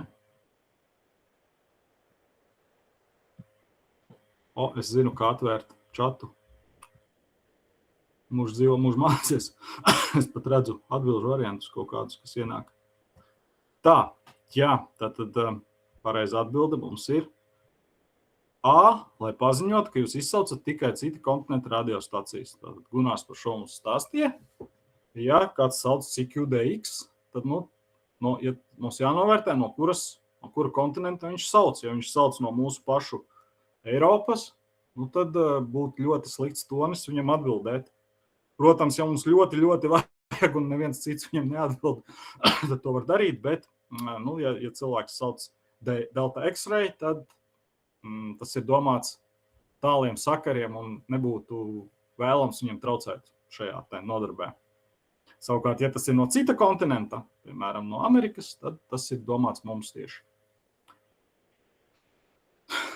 Nākamais. Kurš apgalvojums ir pareizs veicot testa raidīšanu?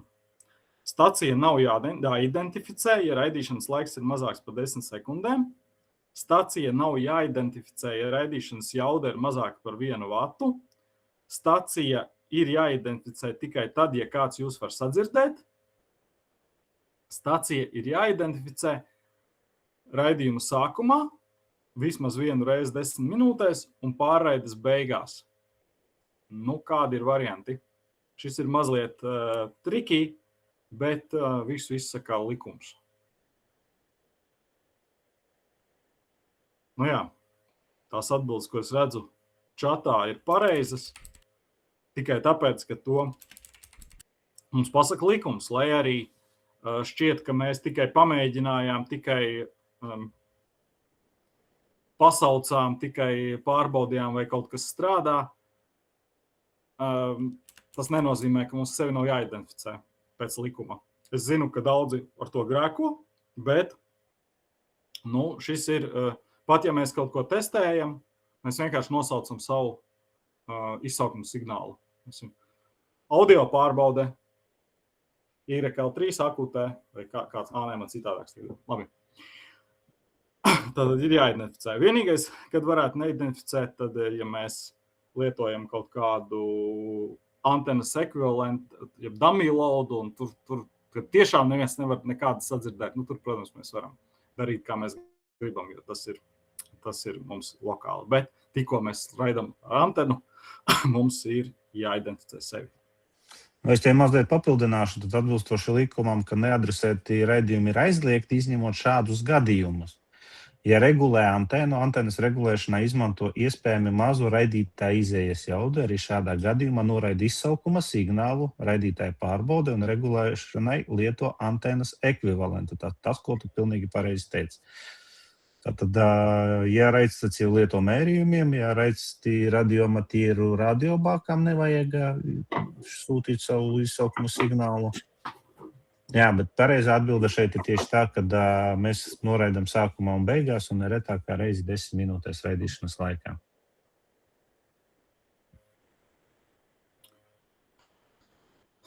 Tā, nākamais jautājums. Kā jūs atbildēsiet uz cita radiometra kopēju izsaukuma signālu, kuru izsaukuma signāls ir Lima Yankee 9, Tango X-Ray, un jūsu izsaukuma signāls ir Yankee Lima 9, Mike Echo? Kurš būs pareizais variants?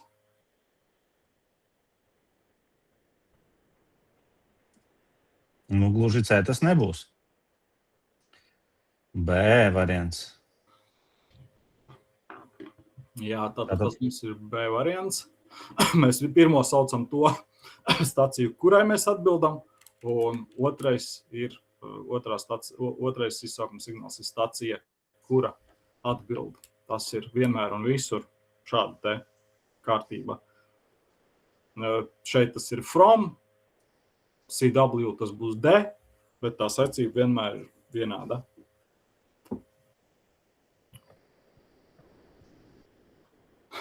Tā, kādu sānjoslu parasti izmanto frekvencēs virs 10 MHz, dibinot telefonu sakarus SSB modulācijā?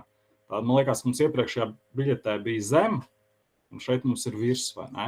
Un te jau sadalījās atbilžu varianti. Tā daļa saka A un daļa saka, ka C. Jā, jau pārlaboja visi. Gabriels vienalga saka, ka ja ir virs 10 MHz, mēs raidām augšējā sānu joslā. Ja Pauls arī pareizi saka USB upper side band. Tieši tā, tad virs 10 MHz mēs raidām upper side, jeb augšējā sānu joslā. 10 MHz atceramies, tas tāda robežvērtība. Zem viņiem mēs raidām uz zeme apakšējā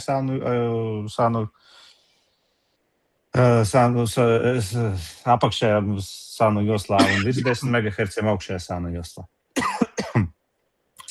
Kura no zemāk minētajām darbībām ir galvenā pirms kopējā izsaukuma raidīšanas? Jāpaklausās diapazons vai ir izplatīšanās, jāpārliecinās, vai izvēlētā frekvence ir brīva, jānoskaņo antenu rezonancē, jāpārliecinās, vai antenas stāvviļņa koeficients ir pietiekoši zems. Es teiktu, visi varianti ir ļoti labi, bet viens ir svarīgākais pirms raidīšanas. Visi pareizi arī saka, ka tā ir B variants, pilnīgi pareizi. Tad vienmēr pārliecināmies par frekvenci. Tas ir svarīgākais.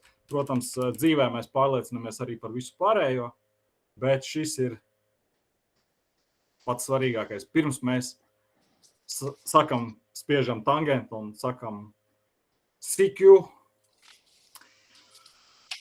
Jā. Ko Q kodā nozīmē QRZ?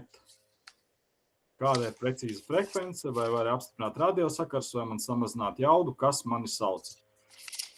Tas ir arī no iepriekšējās biļetes. Pats. Tātad pareizi atbildi ir D, kas man izsauc QRZ. QRZ arī saucās viens no populārākajiem portāliem, vienlaicīgi arī sociālajiem tīkliem QRZ.com, kas ir tāda amatieru telefonu grāmata online, vienlaicīgi arī Facebooks un visi citi sociālie tīkli priekš amatieriem, kur var atrast, kas tad šī ir pa staciju, kuru jūs šajā mirklī dzirdat. Tā, nākamais. Nē, tas saīsinājumus nevajag teikt, ka fonētisku alfabētu tā viņš arī ir QRZ, tad teiksim, kas tam mums QTH un tādā veidā viņš arī saka. Čā tā jautājums bija? Jā, tu ļoti labi atbildēji uzreiz ātri. Jā. Tā, ko telefons sakaros RS nozīmē RS ziņojums 5.9? Jā, 5.9 ļoti labi saprotams un spēcīgs signāls. Un kas būs 3.7? Netik labs un ļoti skaļš signāls. Jā. Tas viss ir diezgan reāli. To visu var piedzīvot, var grūti saprast, bet ļoti skaļi. Var ļoti klusu, bet ļoti labi saprast. Tā kā, tas ir ļoti svarīgi patiesībā šo novērtējumu iedot, jo tas ir viena no lietām, kā es varu saprast, kā tad mana radiostacija strādā, kā mana antena strādā un kādi tad īsti ir apstākļi. Ir daudzi, kas ar to grēko, gribot tā kā izpatikt tam, kas varbūt otrā galā ir, sakot, 5-9, vai arī vienkārši tā kā, atbild to 5-9 bez īpašas iedziļināšanās signāla kvalitātē, īpaši tur tādām kaut kādu aktivitāšu stacijām, bet šim signāla novērtējumam ir ļoti patiesībā liela vērtība. Kā to nevajadzētu atmest un nonivelēt līdz 5-9, bet vienmēr arī dot reālo. Tā, ko nozīmē CW?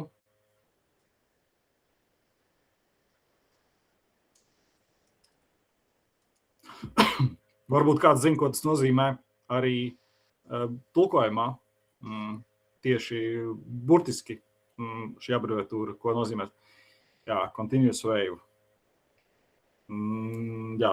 Tie, kas rakstīja B atbilde, tā nav pareizā. Jā, tā nav pareiza atbilde. Tas nav sānjoslas modulācija. Šajā gadījumā tā ir Morzes koda telegrāfija. Un tas nav balsti, tas nav radiosakars pēc iepriekšējais vienošanās. Varbūt kāds zina, ko nozīmē, kas ir radiosakars pēc iepriekšējais vienošanās, tam arī ir savs saīsinājums. Un arī, starp citu, jautājumā. Jā, sked, pilnīgi pareizi.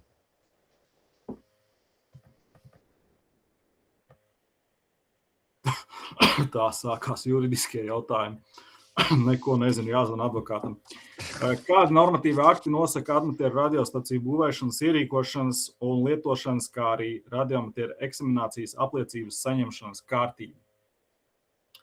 Latvijas radioamatieru līgas statūti, ministru kabineta noteikumi, elektronisko sakaru likums, elektronisko sakaru direkcijas valdes priekšsēdētāja rīkojums.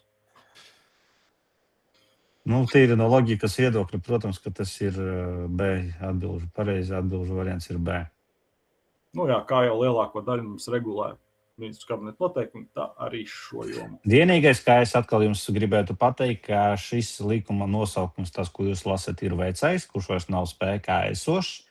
Tagad šis likums saucas radioamatieru eksaminācijas apliecību un radioamatieru raidstacijas atļauju saņemšanas kārtība, kā arī radioamatieru raidstaciju lietošanas kārtība. Bet ņemiet vērā, ka testā šīs vecie likumi jau būs izņemti, būs šis jaunais likums ielikt. Bet mēs visi saprotam, par ko ir runa. Tā, kādā nolūkā drīkst izmantot amatieru staciju? Pašizglītībai, savstarpējiem sakariem un tehniskiem pētījumiem bez materiāla labuma gūšanas, starptautiskiem sakariem trešo pušu labā, ja tas nav saistīts ar ārkārtas apstākļiem un palīdzības sniegšanu nelaimē, personiskas informācijas noraidīšanu, izmantojot slepenu vienīgi abiem korespondentiem zināmu šifru, apraidei, vispārējiem raidījumiem, plašai auditorijai, radiofonija, televīzija. Šis laikam ir viegls jautājums, vai ne? Jā, to pareizi arī visi atbildēja. Tātad te mēs galvenais uzsvars, ka mēs to visu darām bez jebkādiem materiāla labuma gūšanas veida. Negūstam nekāda veida materiāla labuma ar mūsu savu hobiju. Naudu nepelnam, mēs tikai tērējam viņu dažādās radiostacijās. Tā. Kādos no uzskaitītiem diapazoniem ir atļauts strādāt ar B kategorijas, kādiem diapazoniem ir atļauts strādāt B kategorijas radioamatieriem? B kategorija? Jā, tikai jautājums vēl viens papildus. Kādas frekvences šeit trūkst, varbūt kāds var papildināt priekš B kategorijas? Šis saraksts ir pareizs, bet šeit dažas frekvences trūkst. Vienu atbildi es redzu, jau divas es redzu pareizas atbildes. Tātad trūkst mums 144 un 400. 2 metru un 70 centimetri. Pa 50 arī bija, jā. 3 trūkst. Tā kā, iespējams, eksāmenā arī parādās šādas te. Arī šīs nevajag aizmirst. Šīs nav tādas vienīgās. Nevajag šīs iemācīties un aizmirst par tām vēl dažām, kas mums te trūkst. Tā, šis mums jau bija, kas nosaka izstarojumu klašu sadalījumu pa apakšjoslām, radioamatieru diapazonos. Drīkst jautājumu iepriekšējā? Jā, droši. Tātad tos viņa garumus metrus, tātad tas slēngs ir vienkārši ņemt tuvāko, ja? Nu, aptuvenais viņš Aptuveno. sanāk. Aptuvenais, jā. Tur, protams, plus mīnus, tas vienkārši aptuvenais apaļais skaitlis, lai būtu, jo tas diapazons jau arī, ja mēs kā paņemsim 10 metrus, tad tas ir no 28 līdz 29 ar, tur tas liels un darbs, bet mēs viņu dabās, dzīvē saucam par 10 metriem. Un tā kā tur tas tādā veidā notiek. Paldies. Tā, kas nosaka izturējumu klašu sadalību pa apakšu joslām radioamatieru diapazonos? Tad čatā ir pareizās atbildes, jā. Tad tas ir jostu plāns. Iesaku viņu, viens variants ir izdrukāt sev, otrs variants ir diezgan smuku lapu uztaisījis viens no amatieriem, kur var ļoti labi apskatīties šo te joslu plānu. Es tagad nevaru iekopēt, jāpameklē viņš ir, kur viņš atrodās, bet man šī lapa ļoti patīk, es viņu vienmēr pirms, lai arī it kā es no galvas zinu, es vienmēr pirms raidīšanas atveru vaļā un paskatos, vai es esmu pareizajā vietā, pareizajam darbības veidam. Juri, varbūt tu viņu arī tajā kopējā folderī iemest pēc tam? Tas ir links uz to lapu. Man viņš uzinstalēts telefonā, gandrīz kā aplikācijas, vienmēr atveru apskatos. Lai mazums es aizmirsis kaut ko esmu. Vienmēr sakot, ir daudz un dikti šo te, tie, kas internetā pameklēs, atradīs, tas nav tik liels, kā saka, noslēpums. Bet tas mūsu kolēģa amatiera latviešu taisītais man vislabāk patīk, jo tur ir tā kā viegli uzspiežu, kāda man ir kategorija, un viņš parāda. Es sapratu, par ko tu runā tagad. Jā. Varbūt, ja tu viņu redzi kaut kur tūmā, varbūt tur iemeš čatā. Tas ir tāds vērtīgs rīks. Tā, vai radioamatieris var saņemt sodu par ministrs kabineta noteikumu radioamatieris likuma nosaukums neievērošanu? Nē, šiem noteikumiem ir tikai noteicošs raksturs. Nē, tā nebūs. Vai ne? Visiem likumiem ir tāpēc, lai varētu noturēt kaut kādos rāmjos. Jā, bet tikai gadījumos, kad radioamatieris stācijas atļauj izsniegt juridiskai personai, jā, saskaņā ar Latvijas Republikas administratīvo pārkāpumu kodeksu, jā, saskaņā ar Latvijas Republikas kriminālu kodeksu. Es jau atvainojos, es tagad iemetu to linku, ka visi var piefiksēt, paskatīties, kur tas ir.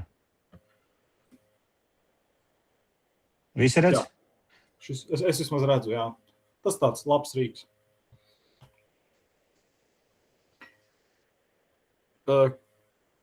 Tātad šis ir administratīvais pārkāpums. Bet, pietiekami droši vien tās sviras, ar ko piegriezt, ir pietiekami daudz arī administratīvi. Tā kā, neviens to negrib pārbaudīt. Kādos gadījumos amatieru stacija drīkst nodibināt sakars ar citu radiosakaru dienesta staciju?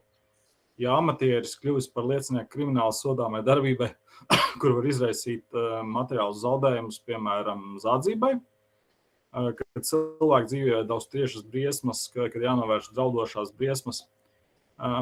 Trešais variants, ja amatieris konstatē, ka viņš varētu palīdzēt citiem radiosakaru dienestiem strādāt efektīvāk, un, ja cita radiosakaru dienesta operators, viņam to rakstiski atļauj. Kurš atbilžu variants būs pareizais? Tā. Tāda atbilžu variants ir B. Tikai šeit būtu svarīgi atcerēties vēl vienu niansi, kas ir jādara pēc tam, kad šāds sakars ir bijis nodibināts. Tas nav šajā te biļetē jautājums, šis nav jautājums šajā varbūt nevienā no šiem tuvākiem, bet es tādu jautājumu esmu dzirdējis. Jā, jāziņo elektroniskiem sakariem, un cik ilgā laikā jāziņo? Varbūt kāds zina. 3 dienas. Man liekas, ka tur bija 3 dienas, jā.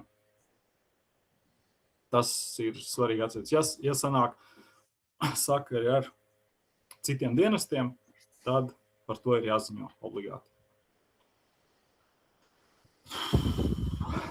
Tā. Kas radioamatierim jādara, ja radiostacija rada kaitīgus traucējumus apraides vai citam radiosakaru dienestam? Arī līdzīgs bija jautājums. Nezinu, vai tieši tāds pats, bet ļoti līdzīgs. Tātad jāpilnveido stacija, kamēr traucējumi ir novērsti vai samazināti līdz pieļaujamam līmenim.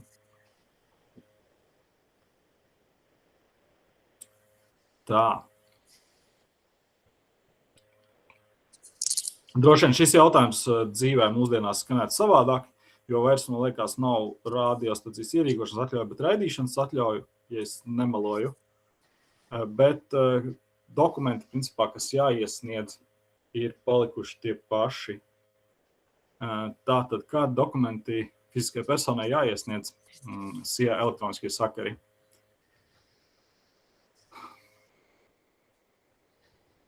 Jā, B variants aizpildīt iesniegumu veidlapa. Un kas nemazāk svarīgs apliecinājums par apsamaksu par to, ka tu esi veicis maksājumu valsts nodevu. Jā, tieši tā. Dzīvē, kā tas parasti notiek, jūs nokārtojat eksāmenu, jūs esat priecīgi, un pēc tam jūs aizpildat anketu un apmaksājat. Un anketa mūsdienās aizpildās elektroniskie valsts elektroniskie sakaru portālā, kas ir radioatļaujas.lv, bet to mēs jums izstāstīsim tad, kad jūs nokārtosiet eksāmenu. Nu jā, braucam tālāk. Ja? Šis ir tas, par ko man liekas, es kaut ko ieminējos. Ar kādu jaudu 7 MHz joslā B kategorijas radiometrs var strādāt SSB režīmā, mazliet ar odziņu. Un cilvēki arī, skatos, daži ir uzķērušies. Daži uzrakstīja B, daži uzrakstīja ar C. Pirmajā brīdī es arī uzķēros uz šo, bet tad es tā pārlasīju vēlreiz to jautājumu un sapratu, ka te ir niansīte. Tātad B kategorija 7 MHz diapazonā nevar strādāt SSB režīmā. Nedrīkst, nevis nevar. Tā, kad šo karti es pirmoreiz pamanīju, es biju panikā, bet patiesībā ļoti viegls jautājums. Ierakstiet kartē pareizos ITU reģionu apzīmējumus. Tātad, cik mums reģioni ir? 3. Un tātad tur, kur mums ir Eiropa, ir 1, Amerika 2, Āzija un Okeānija ir 3. Jā. Pie Eiropas vēl arī Krievija piedara.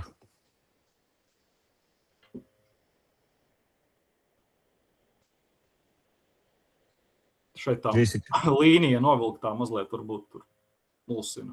Bet, Jā, bet atveriet internetā, atradīsiet ITU regions, ļoti labi var kartes redzēt, un nekāda problēma nav. Man liekas, tas arī pēdējais jautājums šajā. Tieši tā. Nezinu, es piekus un man atkal kaut ko jaunu iemācījos, protams. Nesaprotu, jautājums pārējiem, kā izskatījās. 2 biļetes esam izgājuši cauri. Nav taču sarežģīti, pareizi?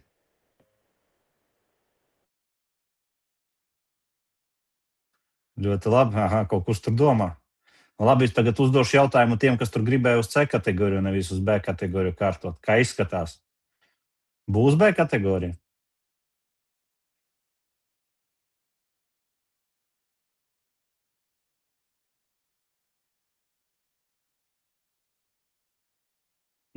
Neizskatās. Kā tur ir? Easy. Tieši tā. Jāriskē. Pauls tieši tā saka, pareizi jāriskē. Tu pat nav riskēšana, tā ir vienkārši zināšana. Tur nekas tāds nav, paši redzat. No tiem smagajiem jautājumiem, jā, viņi ir, daļu jūs varat iemācīties, pat, ja kaut kas nebūs, tad, ir arī pārējie jautājumi, kur jūs tos punktus varat savākt, un nekāda problēma tur nav. Sajies, Tomas arī saka, ļoti labi. Tieši tā, ielpo un malc. Tad palielam šodien tas, ko mēs gribējām ar Juriju jums parādīt, tad šīs 2 biļetes pirmās iziet cauri. Nākošā reize, ko mēs plānojam, ir piekdiena, 19:00, ka mēs vēl varētu paņemt vēl 2 biļetes. Tas tās plāns mums ir paņemt pa 2 biļetēm, bet nākošās biļetes jau ies vēl ātrāk, jo jūs paši redzat, ka liela daļa jautājumu atkārtojas, mēs tur vienkārši automātiski viņām iesim cauri, tāpēc, ka viņas jau ir izmaltas un tur nav ko, atgriezties pie viņām. Tāpēc, man liekas, ka mums ir kopā bija kaut kādas 9 laikam, mēs esam palikuši 7 uz 3 nodarbībām. Tā ka es domāju, ka mēs tiksim galā, nekādu problēmu nebūs. Vai atkārto šo jautājumu no iepriekšējās reizes, vai kādam ir radušās grūtības ar pieteikšanos elektronisko sakaru direkcijā uz eksāmenu? Jo, kaut kas uzreiz ir iemeta eksāmenis, tieši tā. Visiem viss kārtībā, visi ir iesnieguši, ja? Ir kāds, kurš vēl nav iesniedzis? Jā, tiek darīts. Ļoti labi. Kāpēc arī lūgums nevēl garumā, tāpēc, ka izskatās, kā jau minēju iepriekšreiz, ka šis tāds ļoti vēsturisks eksāmens varētu būt, kad ļoti liels cilvēku daudzums kārtos.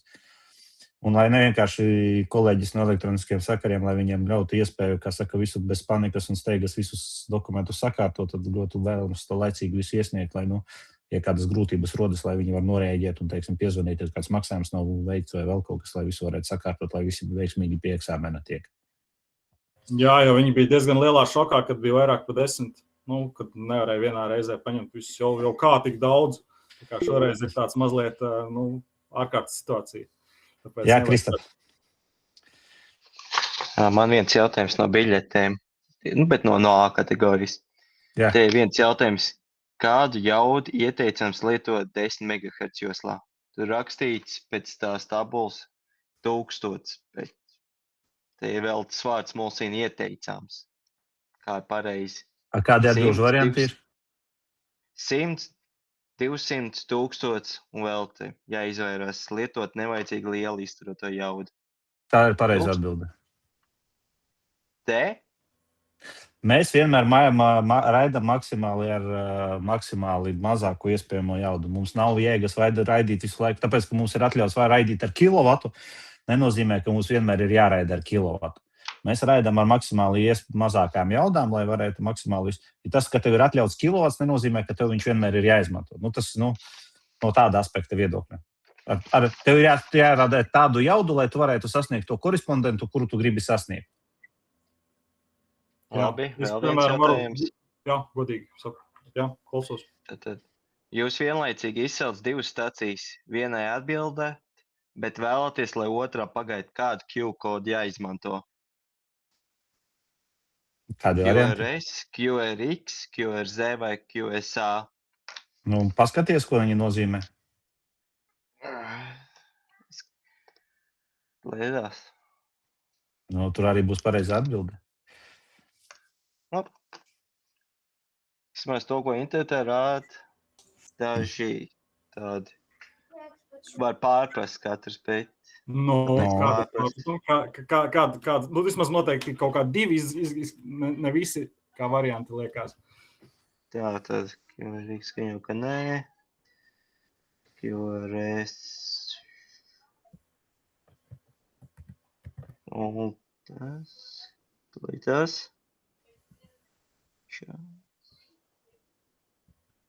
Tad QRX. Ko QRX nozīmē? Šās.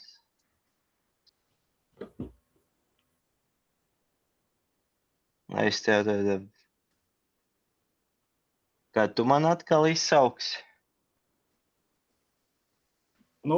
Jā, tas varbūt viens no skaidrojumiem. Tad QRX ir vēlāk. Uzgaidi, jā. Uzgaidi, jā. Sazinamies pēc vēlāk. Ok, labi, paldies. Vēl kādi jautājumi kādam? Jā, no manas puses. Jā, Ugo. Kurš paspēja? Ugo. Tātad es atceru, man dzird? Jā, dzirdam. Jā, super. Es skatos šo te elektronisko sakaru, tajā lapā tur rakstīts 21,59. Jūs teicāt kaut kas par 24 kaut kas. Kas tad bija īstais cena? Tu par ko tagad runā? Par to tur eksāmenu maksu. Arvis pārteicās vienkārši. Pareizais ir tas, kas tur ir rakstīts. Mēs neko nenosakām. Tas, kas tur rakstīts, tas ir patiesība. Tur ir divas summas. Tad viena summa ir par eksāmenu, kas ir summa. Tā ir 19, tā varētu būt, ja es nejaucu. Tagad varbūt es pajaucu. Pagaidis, tu viņās atvēršu. Viņās pārbaudīsim, to viegli pārbaudīt. Tur par eksāmenu, man liekas, bija 21 kaut kas ar kaut kādām. Tad 19 bija par to reizstacijas ierīkošanas atļauju. Tā tu viņās mirklītī. Varbūt arī sajaucu vietām tas, kā saka. Jā, cenas. tad eksāmens ir 21,59. Un tad, kad jūs iegūsiet izsaukuma signālu, par to vēl 19 eiro vajadzēs samaksāt. Saprast. Tad vēl viens īsts, varbūt skūps jautājums tomēr vajadzīs. Šis vai formula lapas darīsies, vai būs bez jāiztiek? Bez. Okay, Jūs saprast. neko Tad nevarēsiet zināt, izmantot. Jā, jūs nevarēsiet izmantot palīgu līdzekļus, tikai to, kas ir, ko viņi jums iedos. Tad tas bija dators, kurā ir kalkulators. Man liekas, prasīju, bet es vēl pēkšņi atkal aizmirstu. Vai kad datorā kalkulatoru var izmantot, vai viņi kalkulatoru bija vēl iedevuši datoram blakus? Mums ir fiziski kalkulators, papīra lapa un... Jā, balta papīra lapa un pilspēle rēķināšanai. Tas ir viss, ko jūs drīkstat izmantot. Ok, super. Labi zināt. Paldies. Jā, lūdzu. Tā un vēl jautājums bija? Jā, no manas puses tāds sīks, bet tomēr vai jautājums. Tur ir par to radio amatieru apliecības saņemšanu. Tur viņi piedāvā tikai izvēlēties vienu variantu, vai tu vari izvēlēties vairākus, kā ir pieredze. Kādu tieši? Tur ir minēts, teiksim, vai es pa pastu saņemšu, vai sabiedrībā uz vietas, vai pa e-pastu, vai adresē.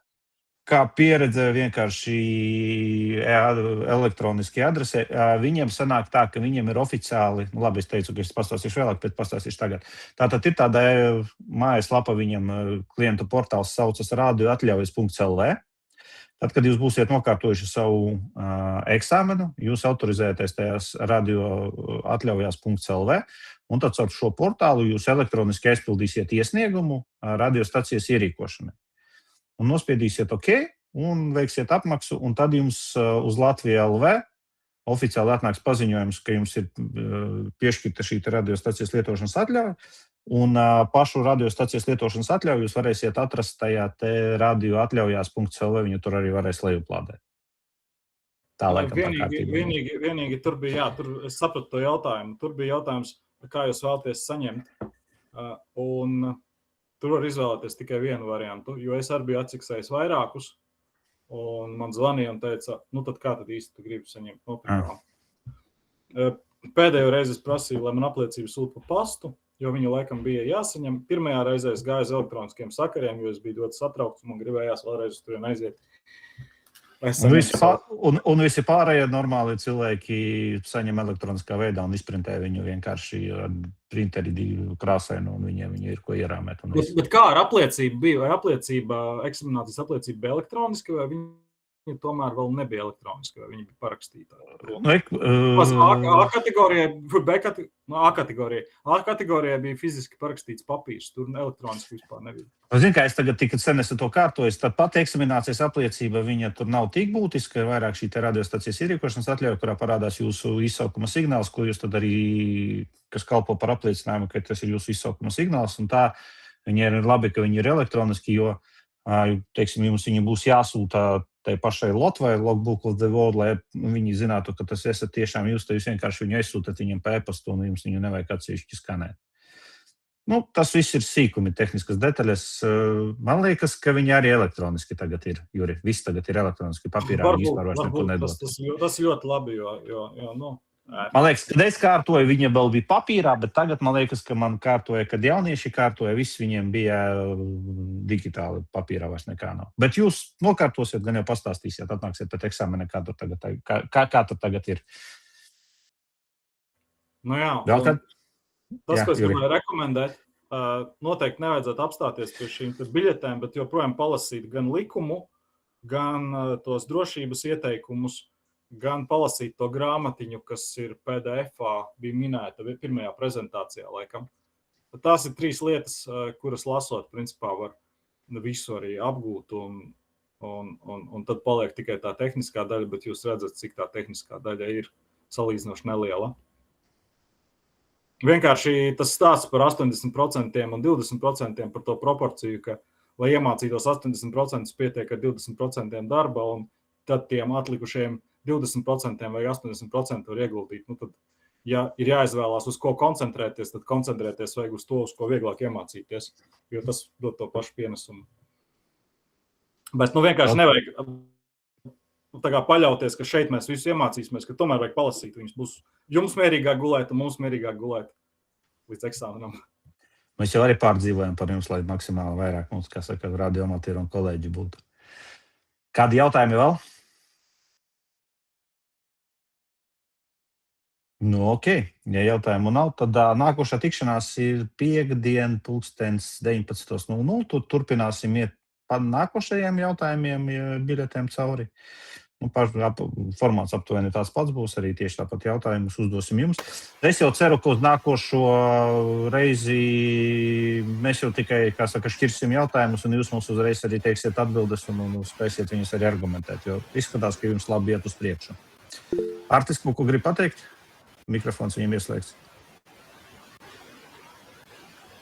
Artīs, laikam nē. Pēteri, ko gribēja? Arvi, kur komentāros bija ierakstīts jautājums, vai jūs to izrunājāt? Neredzu, pagaidi, man te mazais lodziņš atvērās. Redzu, ko nozīmē radiostaciju reģistrēšana, kādas stacijas jānes. Neko nevajag nest, neko nevajag mērīt. Tas tāds ļoti formāls pasākums.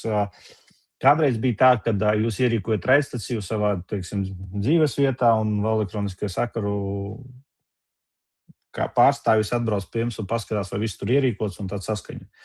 Tagad tas vairs tā nenotiek, tagad šī ierīkošanas atļauja ir tāda ļoti formāla. Jūs vienkārši paziņojat elektroniskiem sakariem, kāda raidstacija, kurā vietā, kurā adresē jums atradīsies, un viņi to vienkārši piereģistrē, un neviens neko nebrauc un neskatās. Tas ir tāds formāls pasākums.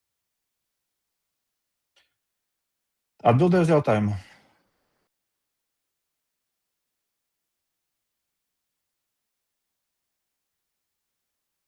Vai izsaukuma signāli ir kādas izvēles iespējas vai jāņem?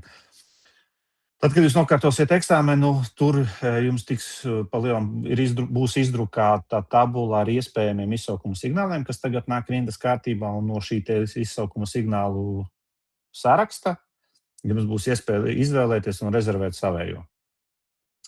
Tad vienīgais, ko es iesaku padomāt, ka jūs ņemsiet izsaukuma signālu, padomājiet, kā viņš skanēs, un padomājiet, kā viņš izskatīsies tad, kad jūs nokārtosiet tā kategoriju. Tas tāda ieteikums no manas puses. Bet jā, jums būs iespēja izvēlēties. Nebūs tā, ka jūs paņemsiet kādu gribat, tur būs varianti, bet no tiem variantiem jums būs iespēja izvēlēties. Apmēram kā CSDD iedot vairākas iespējas no automašīnu numurzīmēm izvēlēties. Tā arī kaut kas tam līdzīgs būs. Vai WhatsApp grupa darbojas? It kā darbojas, nekas nav tā, ka droši var tur rakstīt, nekāda problēma nav. Vēl kādi jautājumi? Uz kuru tu WhatsApp grupu, Pēteri, tēmē, tā, kas uz e-pastu tika atsūtīta? Nē, tā kā, sveiki, labvakar, tā, kura bija šī e-pastā rakstīta. Viņu vajadzētu uzspiest, tur nekādas apstiprināšanas nav, tur automātiski viss ieiet iekšā. Tur es neko neredzu. Labi, tad varbūt pēc nodarbības uzpīkstini man vai e-pastā vai kā, pamēģināsim sakoordinēties, paskatīsimies, kas tur par vainu ir. Labi, skaidrs, paldies. Jā, droši. Nē, diemžēl pa 5 štukām nevar brīvi izvēlēties, nav mums tādas opcijas.